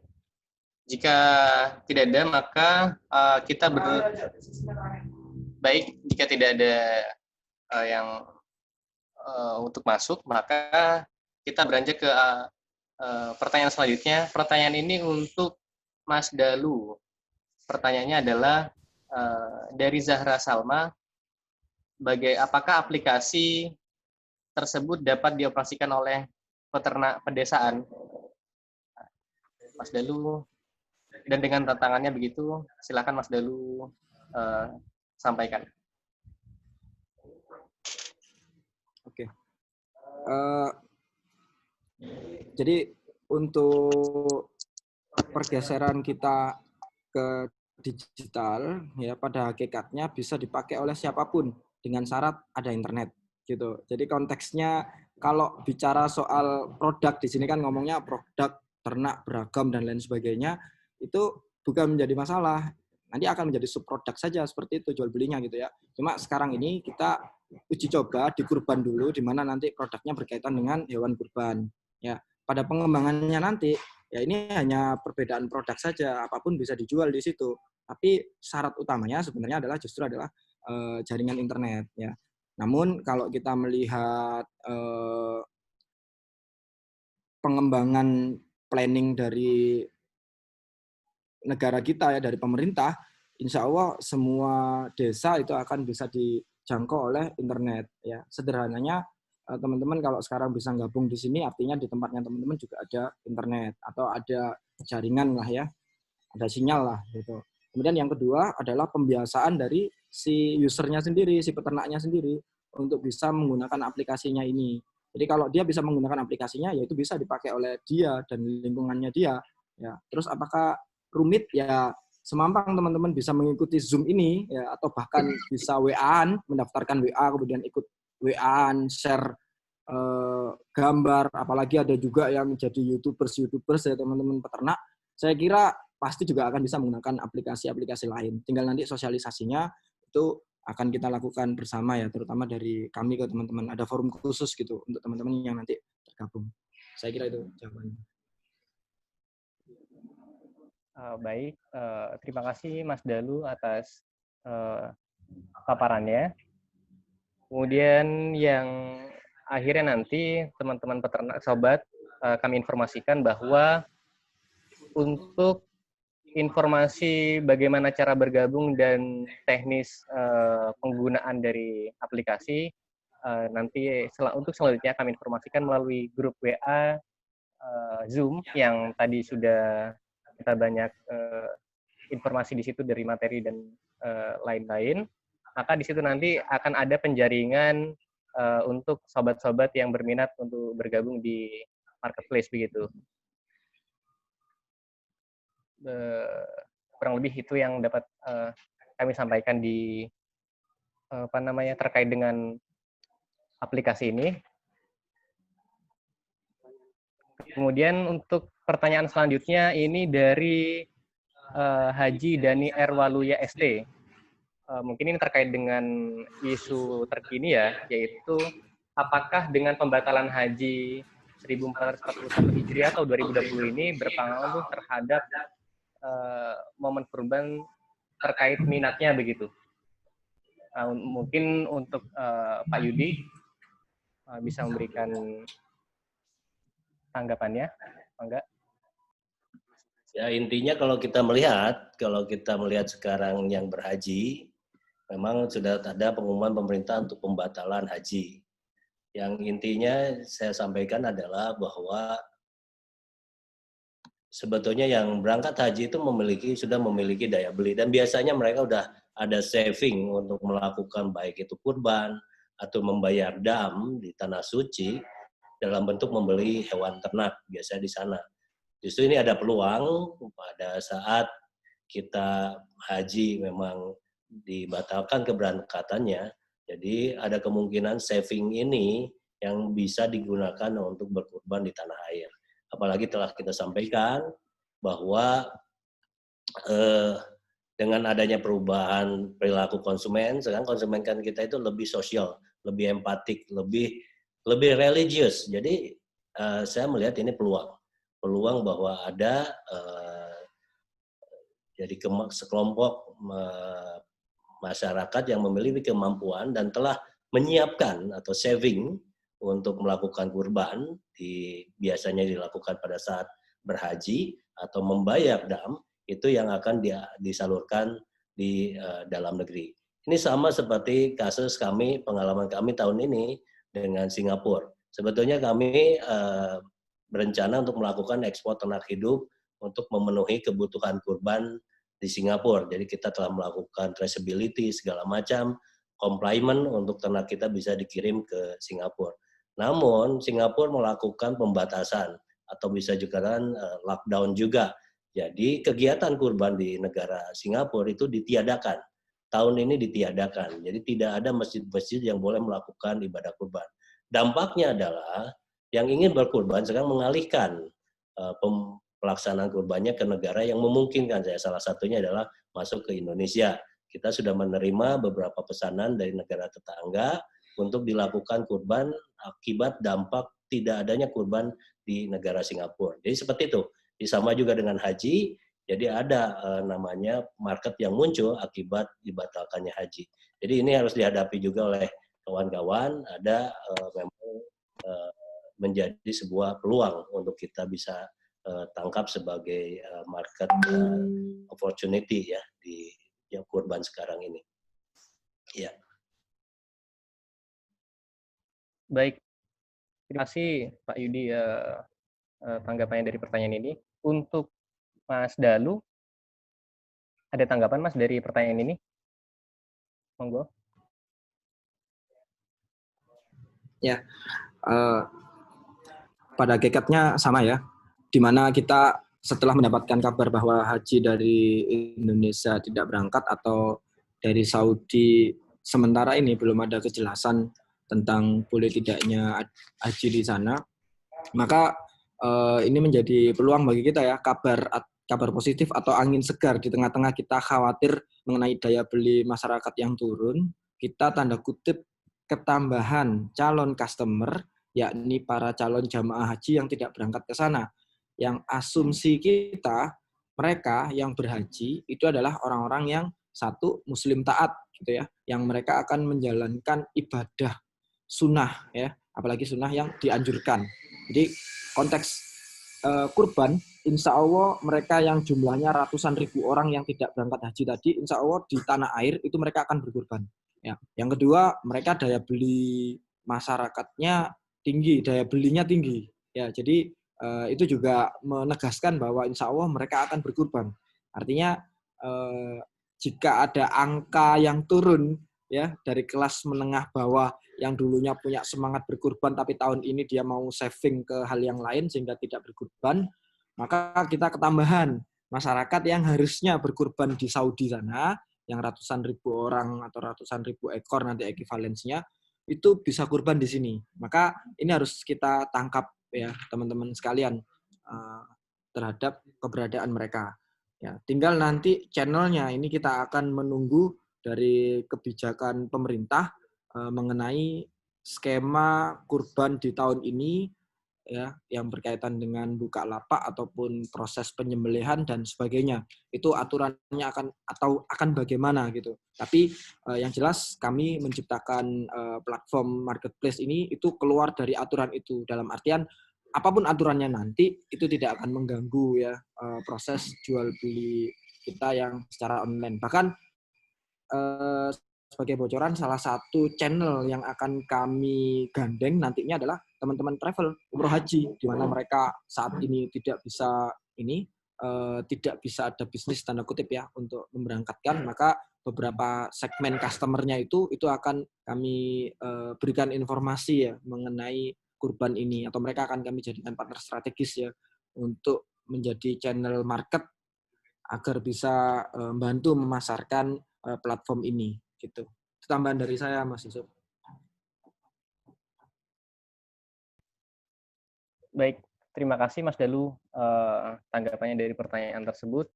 Kemudian ini pertanyaan terakhir sebelum kita nanti diskusi terbuka antara Pak Yudi, kemudian Mas Dalu dan para sobat-sobat peternak sebagai peserta, begitu.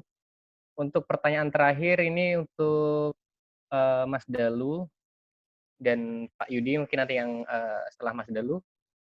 Pertanyaannya dari Michael Renata, yaitu apakah bisa peternak pedesaan atau peternak kecil, ini berkaitan dengan pertanyaan yang sebelumnya sebenarnya, yang apakah aplikasi dapat dioperasikan itu oleh peternak pedesaan. Si Sobat Michael Renata ini menanyakan bahwa bagaimana peternak kecil tersebut apakah bisa bersaing dengan para peternak besar yang sudah terbiasa dengan bisnis 4.0 begitu. Apalagi buat peternak-peternak pemula begitu. Baik, silakan Mas Dalu. Ya, algoritma dari marketplace ya itu tidak berhubungan dengan, apalagi kalau kita baru ya, dalam artian semua yang bergabung di sini itu sama-sama memulai, maka tidak ada kaitannya dia peternak besar atau kecil ya. Nanti itu akan tergantung dari segmen pasarnya teman-teman, di mana teman-teman berada ya, pasar yang terdekat dari teman-teman ya, pesaingnya teman-teman yang sekitar itu, atau bahkan di aturan awal kami nanti si penjual yang ada di platform ini itu akan kami batasi ya, mereka yang real memang peternak atau punya hewan ternak dan divalidasi terutama oleh HPTKI misalnya aja, yaitu yang akan bisa bergabung dengan kita. Jadi kita mempertimbangkan itu ya, segmen pasar di kota tertentu itu misalnya aja terbatas di angka X gitu, maka kami akan membuat kebijakan berapa teman-teman peternak yang bisa bergabung di sini, di kawasan itu, agar bisa optimal ya pesanan yang bisa masuk ke teman-teman. Ya, jadi penjelasannya itu, nggak ada persaingan lintas wilayah ya, pada hakikatnya seperti itu, nggak ada persaingan lintas wilayah. Persaingannya adalah di wilayah itu, dan dari wilayah itu kita buat regulasi, agar teman-teman yang tergabung itu dibatasi di angka tertentu sesuai dengan market size yang ada di wilayah itu. Itu Mas Yusuf. Baik Mas Lalu, terima kasih penjelasannya. Untuk Pak Yudi, bagaimana Pak cara kita mengatasi nih untuk sobat-sobat peternak kecil, ya, cara bersaingnya begitu dengan para pelaku-pelaku usaha yang sudah memang bagus begitu. Ya, kita harus juga bedakan ya. Jadi kecil ini kan juga harus arti dari kecil ini bagaimana? Karena gini, sekarang muncul banyak peternak kecil tapi muda-muda, fresh graduate dari perguruan tinggi misalnya. Mereka beternak domba, mereka rata-rata lebih sangat paham menggunakan teknologi 4.0. Jadi kalau kita katakan peternak kecil itu tidak bisa mengakses, salah juga. Malah saya kadang-kadang melihat mereka lebih maju. Itu hubungannya kalau kita lihat dengan teman-teman yang bergerak dalam akikoh dan lain sebagainya, itu tidak besar-besar, tapi mereka sudah sangat paham menggunakan teknologi digital. Tapi kalau kita bicara peternak yang kecil-kecil dan sangat kecil di desa, itu memang kita harapkan itu kan gini, dalam sistem tata niaganya juga mereka pasti akan menjualnya melalui belantik, pasar hewan, dan lain sebagainya. Dan mereka biasanya tidak sangat memahami hal-hal yang sifatnya ini. Jadi dengan kalau seperti itu memang tidak akan terakses oleh teknologi ini. Namun, dari 2 tahun terakhir ini, HPDKI telah menghimbau dan mendorong tumbuhnya klaster-klaster. Yang saya lihat, itu muncul bahwa peternak-peternak kecil di pedesaan itu rata-rata ada bapak angkatnya. Kalau kita lihat di Jember, mereka membuat klaster. Jadi peternak kecil-kecil tapi ada bapak angkatnya. Mereka rata-rata demikian. Tujuan bapak angkat ini adalah atau off-taker company atau off-takernya itu adalah untuk mereka jaminan atas sistem produksi, jaminan atas sistem pasar, sehingga mereka tidak tergantung kepada belantik atau tidak tergantung pada pasar hewan saja. Kalau setelah memiliki off-taker, mereka biasanya itu lebih mudah untuk masuk ke dalam platform digital. Seperti yang kita lakukan sekarang, sebetulnya sebagian besar produk ternak yang kita jual bukan merupakan produk-produk yang dihasilkan oleh perusahaan, tapi dihasilkan oleh para peternak binaan kita, kelompok-kelompok peternak yang merupakan klaster-klaster penggemukan. Jadi di kita sendiri sekarang ada hampir 30 klaster. Memang tidak semuanya sekarang bergerak untuk kebutuhan kurban, namun semua produk itu yang kita akan jual dalam platform ini. Jadi kalau peternak itu bergabung dalam klaster itu lebih mudah. Tapi kalau yang sangat kecil-kecil yang belum terakses dan sistem tata niaganya masih tradisional, ya inilah yang harus kita advokasi nantinya untuk bisa mengakses platform-platform seperti ini. Yang harapan kita itulah mereka bergabung. Karena saya lihat memang arah dari peternakan ke depan adalah korporasi peternakan rakyat. Jadi peternakan rakyat ini harus bergabung. Kalau tidak bergabung, sulit karena mereka kecil-kecil. Kalau kecil-kecil ini kan distribusi atau logistiknya juga mahal. Dengan adanya klaster ini mudah dan keseragaman dari produk akhir. Jadi demikian. Jadi kalau misalnya kecil, tidak juga banyak sekarang anak-anak muda lulusan perguruan tinggi beternak, ya memang skalanya belum terlalu besar, tapi mereka sudah sangat paham dalam menggunakan teknologi digital. Gitu. Ya. Baik, terima kasih Pak Yudi.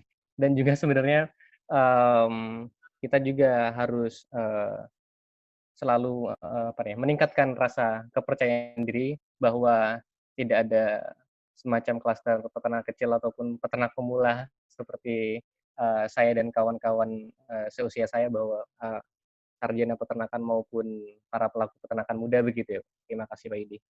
Untuk pertanyaan selanjutnya, Sobat, ini ada dari Ismail Zakaria.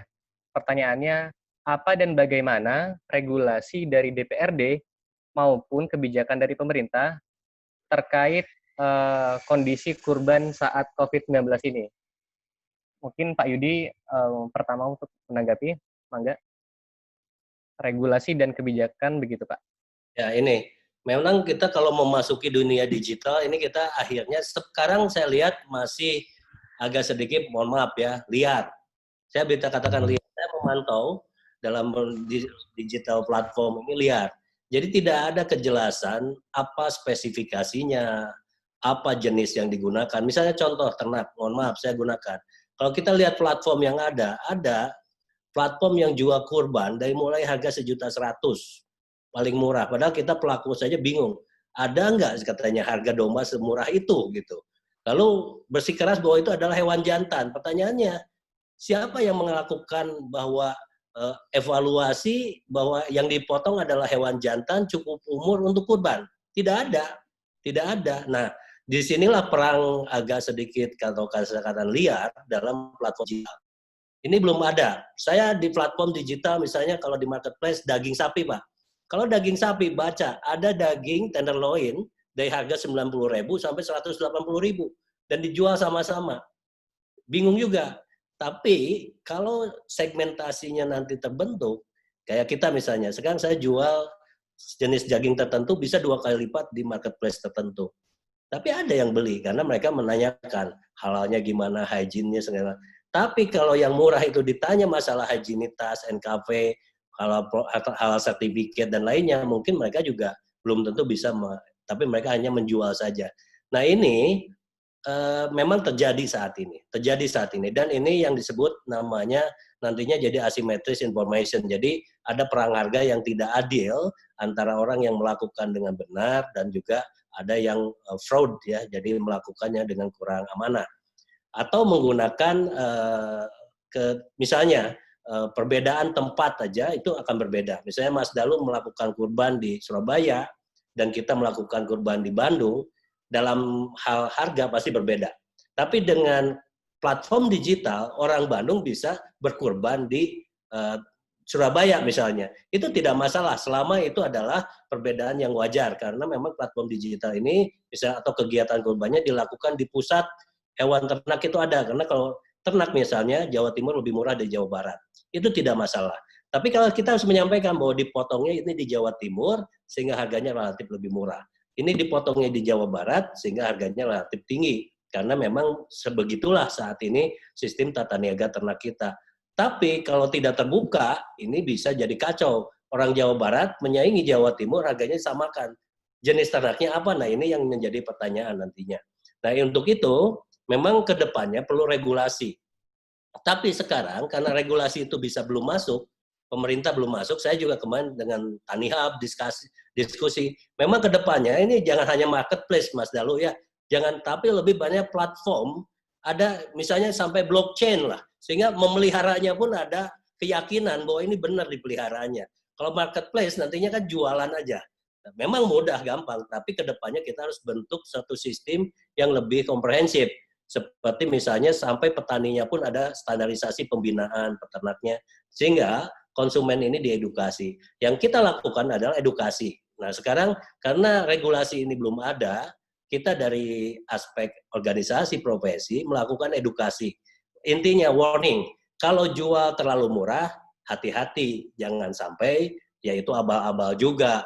Jadi istilahnya mohon maaf ya, saya khawatir malah bahwa yang dipotong itu tidak sesuai apa yang dipesan. Jadi silakan ditanya, apa yang ditanya, nanti kita kasih guideline. HPDKI akan memberikan guideline, apa saja yang harus ditanyakan kepada itu supaya ada keyakinan. Sehingga di sini ada tanggung jawab bahwa platform digital atau misalnya marketplace ataupun apa pelaksana, itu tanggung jawab secara kepada konsumen. Memang kemarin juga kita diskusi, akhirnya ramai juga yang diadakan oleh HPDKI, karena ada disparitas harga antara pelaksana satu dan pelaksana lainnya yang memang agak sulit dijelaskan secara naral.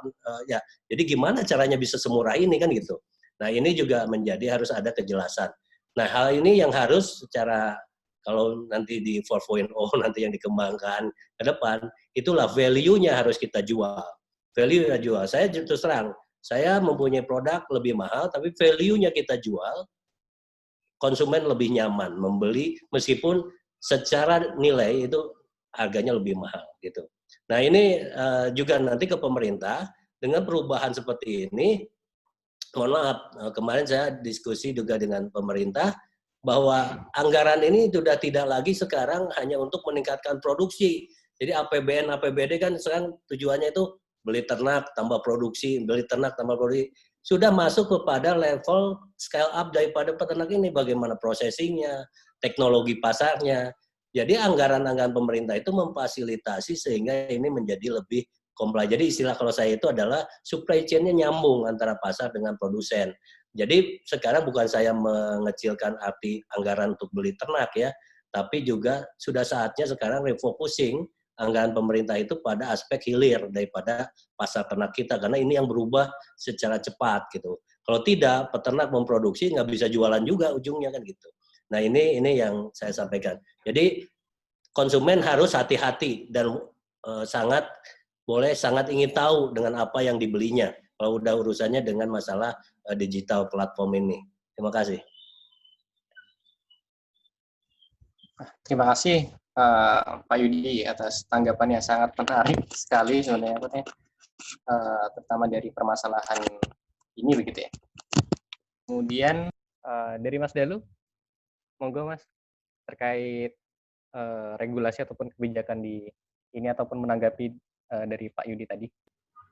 Ya, itu masukan yang menarik ya, di mana salah satu kelemahannya marketplace adalah adanya persaingan harga yang bebas ya, yang tidak terkontrol. Itulah sebabnya kita men-soft launching nanti platform marketplace ini ya di kalangan teman-teman peternak, itu kita nyuwun sewu ke teman-teman HBTKI. Artinya kami tidak lepas ya dari teman-teman asosiasi, turut kami melibatkan teman-teman asosiasi selain dari barangkali rekomendasi untuk memvalidasi apakah peternak ini valid atau tidak, itu juga menerima masukan-masukan yang seperti ini gitu. Jadi jangan sampai hadirnya satu platform yang kami pikirkan ini adalah solusi itu memunculkan masalah yang lain ya, di mana terjadi perang harga yang tidak masuk akal. Maka ini bisa jadi menjadi satu channel ya, nantinya kalau memang jadi salah satu channel pasar, itu juga menjadi salah satu channel untuk sosialisasi aturan termasuk harga, di mana boleh keterbukaan harga tapi tetap rasional. Dan siapa yang menentukan? Ya nanti asosiasi misalnya saja ya, dalam hal ini HBTKI. Jadi kalau selama ini HBTKI punya regulasi misal atau yang sifatnya rekomendasi, itu penyalurannya di mana tidak ada, barangkali kalau memang platform ini ada, itu bisa menjadi salah satu platform yang tidak benar-benar bebas ya, tapi karena kita berpartner strategis dengan teman-teman HBTKI, bisa menjadi channel dari teman-teman HBTKI untuk mensosialisasikan aturan-aturan termasuk penetapan harga, aturan kualitas hewan ya, pelayanan dan lain sebagainya. Itu menjadi masukan yang menarik. Terus yang kedua tadi menanggapi yang Pak Yudi terkait tidak hanya ya kita ribut tentang aspek pasarnya saja yang memunculkan marketplace. Ya beruntungnya kami ini lahirnya dari rahim teman-teman asosiasi peternak juga. Artinya kami ada di dalamnya, bukan orang luar ya yang punya ide melihat ada di luar kota kemudian melihat wah ada masalah tuh, saya mau menyelesaikan dengan solusi seperti ini. Yang seperti itu kebanyakan itu mungkin bisa menyelesaikan masalah tapi memunculkan masalah lain yang lebih besar, atau mungkin tidak menyelesaikan masalah karena dia tidak ada di dalam. Nah, beruntungnya kami ada di dalam asosiasi, terutama di bawah binaannya Pak Yudi juga, itu akhirnya kami tahu apa yang dibutuhkan oleh teman-teman peternak. Salah satunya yang disebut oleh Pak Yudi tadi, ya jangan hanya memunculkan channel pasar saja, nanti akan muncul masalah yang lain. Tapi bagaimana peternak diedukasi untuk menjalankan proses beternak itu yang sesuai standar dan juga kekinian, misalnya aja menggunakan aplikasi. Nah, kebetulan yang kami kembangkan juga itu nanti adalah juga di aplikasi yang sama ada fitur mengenai bagaimana kita manajemen hewan dan kandang ya, yang itu diuji coba di peternakan jaringannya Pak Yudi justru, yang nantinya kalau ini sudah lolos ya, itu bisa untuk diimplementasikan ke teman-teman HBTKI yang lainnya. Insya Allah secara gratis gitu ya. Tapi ini ada tantangan COVID ya, sehingga koordinasi kami juga berkurang ya, yang menghambat target dari pencapaian aplikasi tadi atau fitur tadi itu untuk selesai gitu. Dan kita ada jeda kurban juga sehingga harus mengarah ke sini pengembangan dari kami. Jadi itu tanggapan dari saya terutama atas tantangan atau masukan dari Pak Yudi tadi. Terima kasih.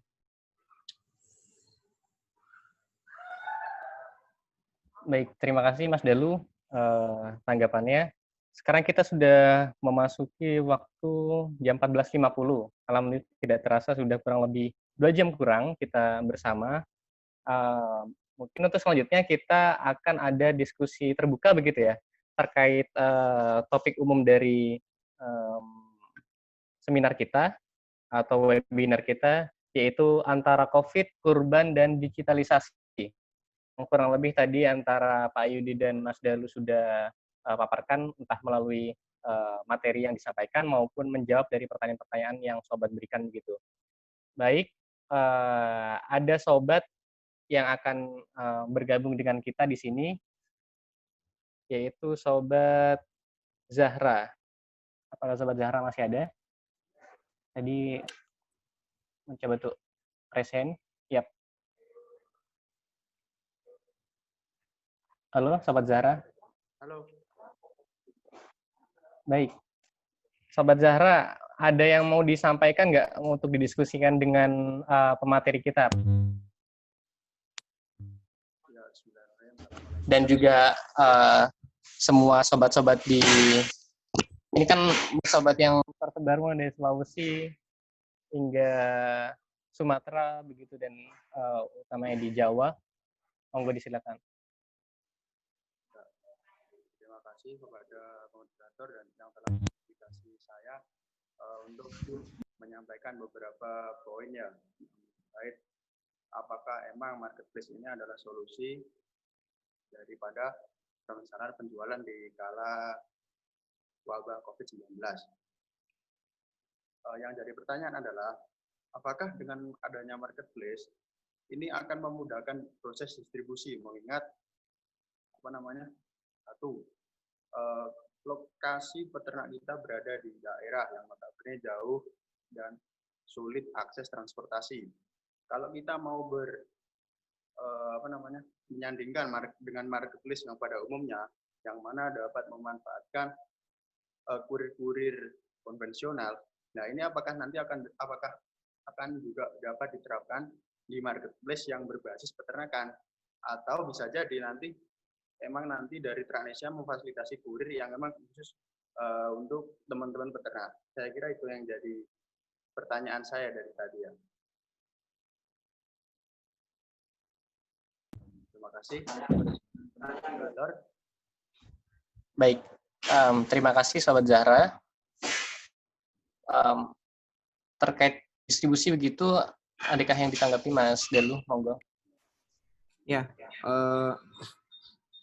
pertama, bicara soal solusi, itu kita tidak mengklaim bahwa apa yang kami munculkan ini sebagai satu-satunya solusi. Enggak ya, makanya tadi kami bilang bahwa teman-teman silakan untuk tetap beraktivitas dengan skema penjualan yang teman-teman selama ini ada, tapi kami mencoba menawarkan satu channel pasar yang lain, begitu loh, ya, yang ya namanya saja satu perubahan ya, maka penyikapan kita itu dengan satu ide yang baru tetap harus divalidasi, ya, apalagi ini tahun pertama. Nah, apakah nanti pada akhirnya ini menjadi solusi atau tidak, di asumsi kami dan di riset kami, ya setidaknya kami mengasumsikan sementara ini seperti itu, gitu. Nah, apakah nanti setelah kurban kemudian nanti bisa dipakai terus untuk pasar hewan dan bagaimana respon yang lainnya, ya ini akan terjawab setelah kita nanti menjalankan, gitu ya. Atau kalau ada sekedar kekurangannya di aspek tertentu, ya kita perbaiki kekurangannya. Ya, sama seperti solusi dulu munculnya marketplace pertama gitu ya, yang menggantikan jual beli di medsos, ya pada akhirnya kan menjawab bahwa itu menjadi solusi gitu. Tapi dulu mungkin akan dipertanyakan gitu ya, terkait keamanan, terkait jaringan internet dan seterusnya. Tapi pada akhirnya kan bisa dijalankan gitu. Jadi perubahan tidak ada salahnya kita uji coba gitu ya. Terus kemudian kalau terkait dengan distribusi ya, yang juga kita fasilitasi di fitur yang ada itu kita bisa men-track. Tadi kalau sempat di videonya itu dijelaskan pesanannya siapa saja, dikirim kapan ya, kemudian mana yang penyaluran, mana yang kirim alamat. Nah, itu disampaikan semuanya di situ sehingga kita sebagai peternak bisa mendata ya dan menjadwal kita akan ngirim kapan, terus mana dulu yang dikirim dan seterusnya. Terus kemudian kalau dikirim itu kita tinggal klik saja sehingga menginformasikan atau mengkonfirmasi ke pembeli yang akhirnya dia nggak terus atau banyak bertanya gitu, sudah dikirim atau belum, terus sampai mana dan lain sebagainya gitu. Ya, adapun kalau untuk pihak pengantarnya yaitu diserahkan ke masing-masing ya, apakah diantar sendiri atau menggunakan pihak yang ketiga ya. Tapi yang pasti kelebihannya adalah ada konfirmasi ya dari proses berjalannya layanannya tadi, termasuk kalau ini sudah didistribusikan, kalau ini sudah nyampe begitu. Itu kalau yang terkait dengan distribusi. Terima kasih. Baik, dari Sobat Zara ada yang ditanggapi terkait dari Mas Dalu tadi? Sobat Zara?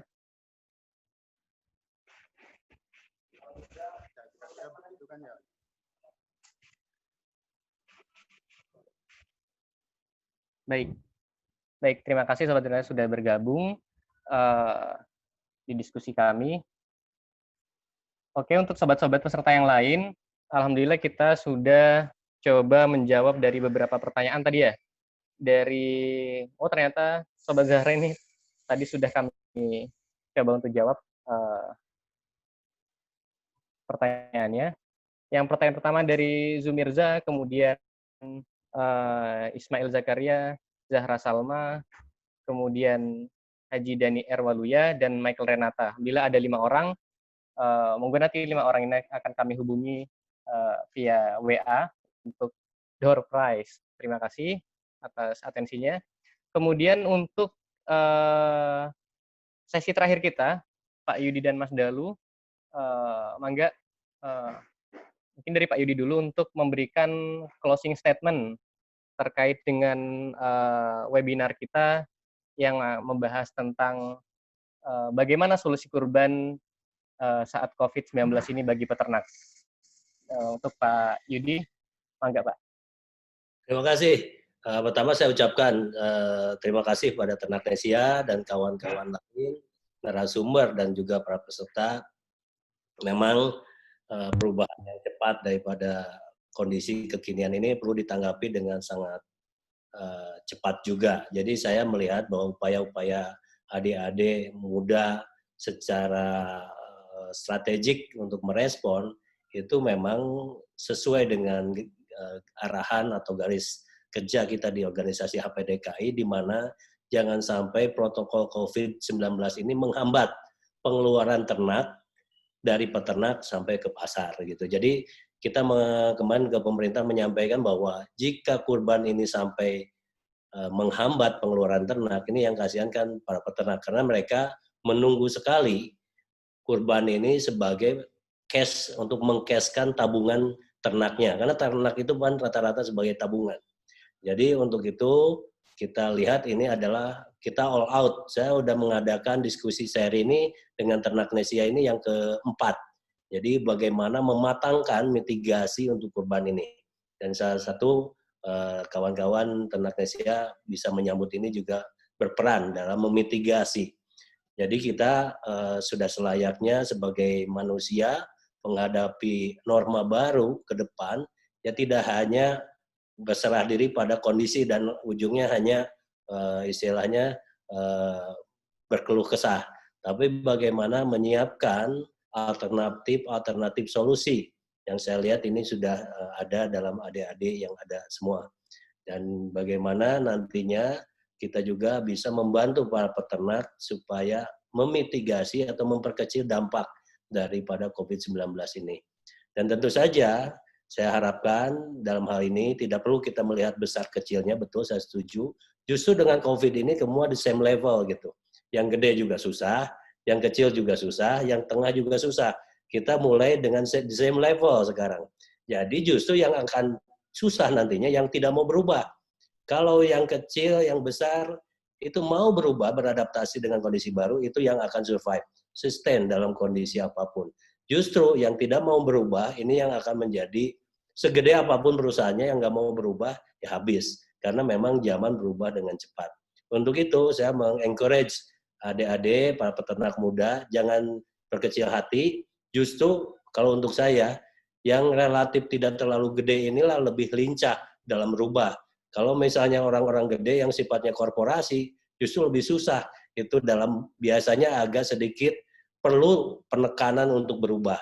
Untuk itu saya menyambut baik rekan-rekan peternak, para pelaku tata niaga, dan pelaku usaha hilir di peternakan domba kambing ini, untuk mari kita sama-sama berubah, berdampingan atau hidup bersama dengan situasi COVID-19 yang belum ada obat dan belum ada vaksinnya. Sehingga kedepannya bagaimana kita beternak, bertata niaga, menjual, sampai akhir, produk akhirnya akan bertemu dengan kondisi yang baru dan harus kita hadapi bersama.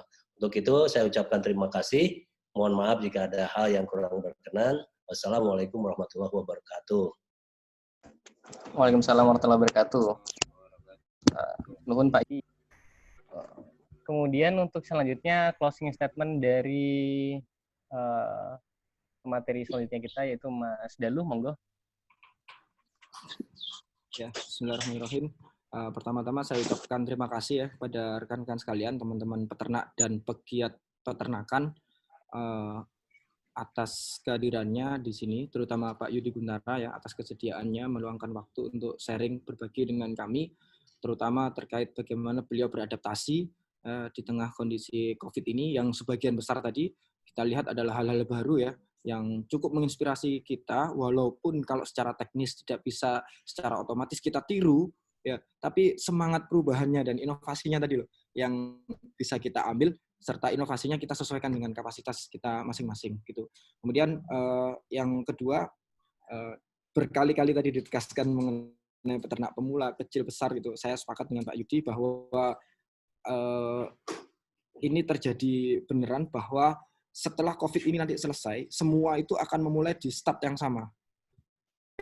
Sehingga bagi teman-teman pemula ataupun anak-anak muda ya yang menganggap dirinya masih peternak kecil, itu peluang bagi kita untuk sama-sama mengejar mereka itu di tikungan, istilahnya begitu. Karena mereka harus masuk pit stop juga, kemudian kita juga jalan. Nah, tinggal kita mau beradaptasi dengan cepat atau tidak ya. Apalagi kalau Pak Yudi tadi bilang secara speed kita relatif lebih cepat malah, karena birokrasi perusahaan tidak terlalu ada ya di usahanya kita. Nah, tinggal siapa yang nanti berubah itu dia yang akan menang.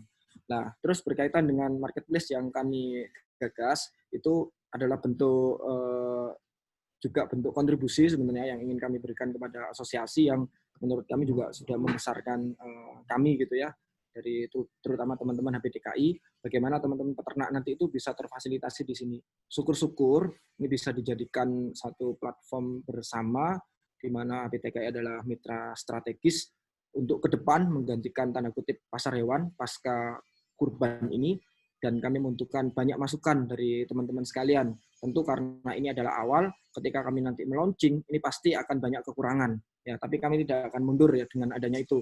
Yang dengan itu adanya perbaikan nantinya bisa menjadi besar dan ini menjadi milik kita bersama ya, dan bisa juga menyelesaikan permasalahan teman-teman, salah satunya channel pasar. Barangkali teman-teman selama ini menjagakan lembaga-lembaga tertentu tetapi harga sangat dikendalikan oleh lembaga itu sehingga secara margin teman-teman tipis, maka di sini teman-teman bebas untuk mengambil margin berapapun. Bahkan tadi juga menjawab pertanyaan, secara aturan harga bawah itu justru yang akan kita atur agar nanti persaingannya sehat dan teman-teman peternak bisa mendapatkan margin yang optimal. Ya, hakikatnya sohibul kurban itu tidak tahu sebenarnya harga wajar dari kurban itu berapa.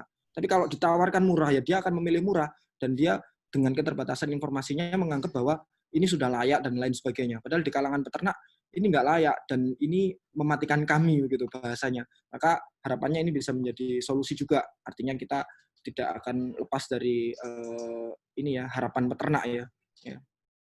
Dan tidak berorientasi sekedar bisnis di sini nantinya. Nah, terus menjawab juga yang lainnya bagaimana nanti skema pendaftaran dan lain sebagainya, itu akan kita komunikasikan di belakang ya, teman-teman mendaftar dulu. Ini belum ada di Play Store teman-teman sekalian karena skemanya adalah skema validasi, jadi tidak terbuka aplikasi ini. Teman-teman daftar dulu, nanti kami akan kasih link dari aplikasinya. Kalau beneran teman-teman adalah tanda kutip peternak.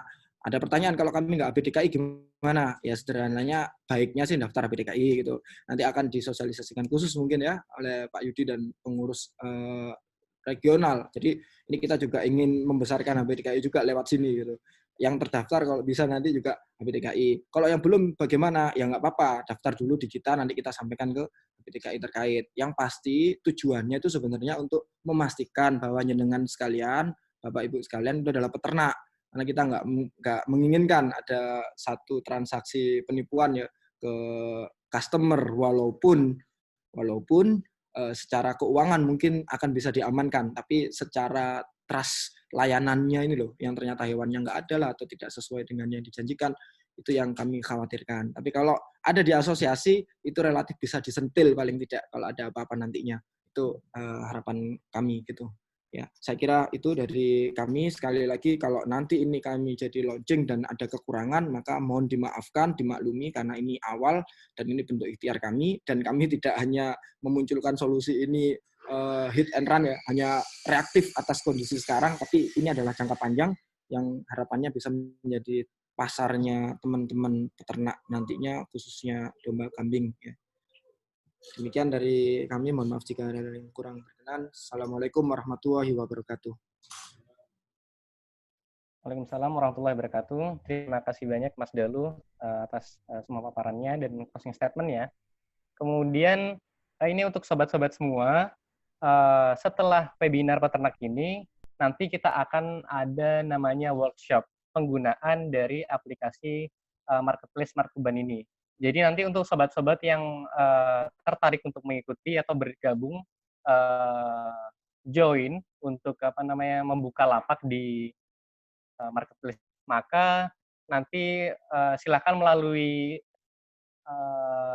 grup WA yang sudah terbentuk tadi itu, sobat-sobat mengikuti informasi di sana berupa link dari workshopnya, yang pada akhirnya nanti secara teknis semua pertanyaan-pertanyaan teknis terkait dengan aplikasi yang tadi sobat-sobat ajukan itu dapat terjawab di situ, begitu. Nanti untuk hal-hal yang lebih lanjut akan kita bahas di workshop di aplikasi Smart Kurban tersebut.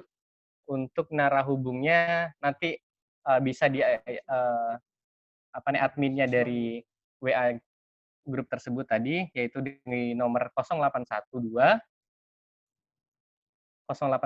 saya ulangi, 3365 4553. Saya ulangi, 0812 3365 0812, mohon maaf, 3365 4553. Kemudian untuk memudahkan menjangkau kami, sobat-sobat juga bisa menghubungi kami via sosial media kami, di semua sosial media, di Instagram, di Facebook, di Twitter, di Ternaknesia, teman-teman atau sobat-sobat bisa menanyakan terkait dengan aplikasi Marketplace ini. Untuk yang terakhir, ini tadi sudah ada penambahan kapasitas sampai 500, sobat. Jadi, tapi sebenarnya untuk Zoom ini belum bisa memproses untuk platformnya, sehingga ke depan kita akan koordinasi dengan Zoom terkait dengan kapasitas yang lebih besar begitu. Jadi mohon maaf atas ketidaknyamanannya. Yang terakhir juga ada salam dari Kang Agis. Mohon maaf untuk semua sobat-sobat, terutama kepada pemateri Pak Yudi Guntara dan Mas Dalu atas ketidakhadirannya karena satu dan lain hal begitu. Semoga nanti bisa bergabung di lain kesempatan. Untuk yang terakhir, sobat-sobat, saya boleh meminta ini, kita akan foto bareng begitu. Jadi silakan sobat-sobat acukan tangannya begini. Kita sebagai peternak harus bisa bertahan di kala COVID-19 ini. Di hitungan 1, 2, 3 nanti akan begitu oleh admin. Baik, 1, sudah siap? Kamera di-on-kan semua, sobat. Sudah on semua? kamera? Oke. Baik. Saya hitung 1, 2, 3. Alhamdulillah sudah. Baik, sobat, terima kasih banyak atensinya. Untuk closing statement yang akan saya sampaikan yaitu bahwa di COVID-19 ini semoga kurban atau semua ikhtiar kita sebagai peternak bisa bertahan dan bahkan jauh melesat begitu. Monggo kita bareng-bareng berikhtiar agar kita bisa melewati cobaan COVID-19 ini dengan baik begitu. Terima kasih semua atensinya. Mohon maaf yang sebesar-besarnya dari kami atas penyelenggaraan webinar Peternak Nasional ini. Semoga bisa menjadi solusi yang realistis, bukan hanya sekedar membahas tentang bagaimana begitu, tapi menghadirkan solusi yang nyata untuk kita peternak semua. Kami dari Ternaknesia mengucapkan terima kasih banyak untuk semuanya. Nuhun dan semua bahasa daerah terima kasih kami sampaikan. Akhirul kalam.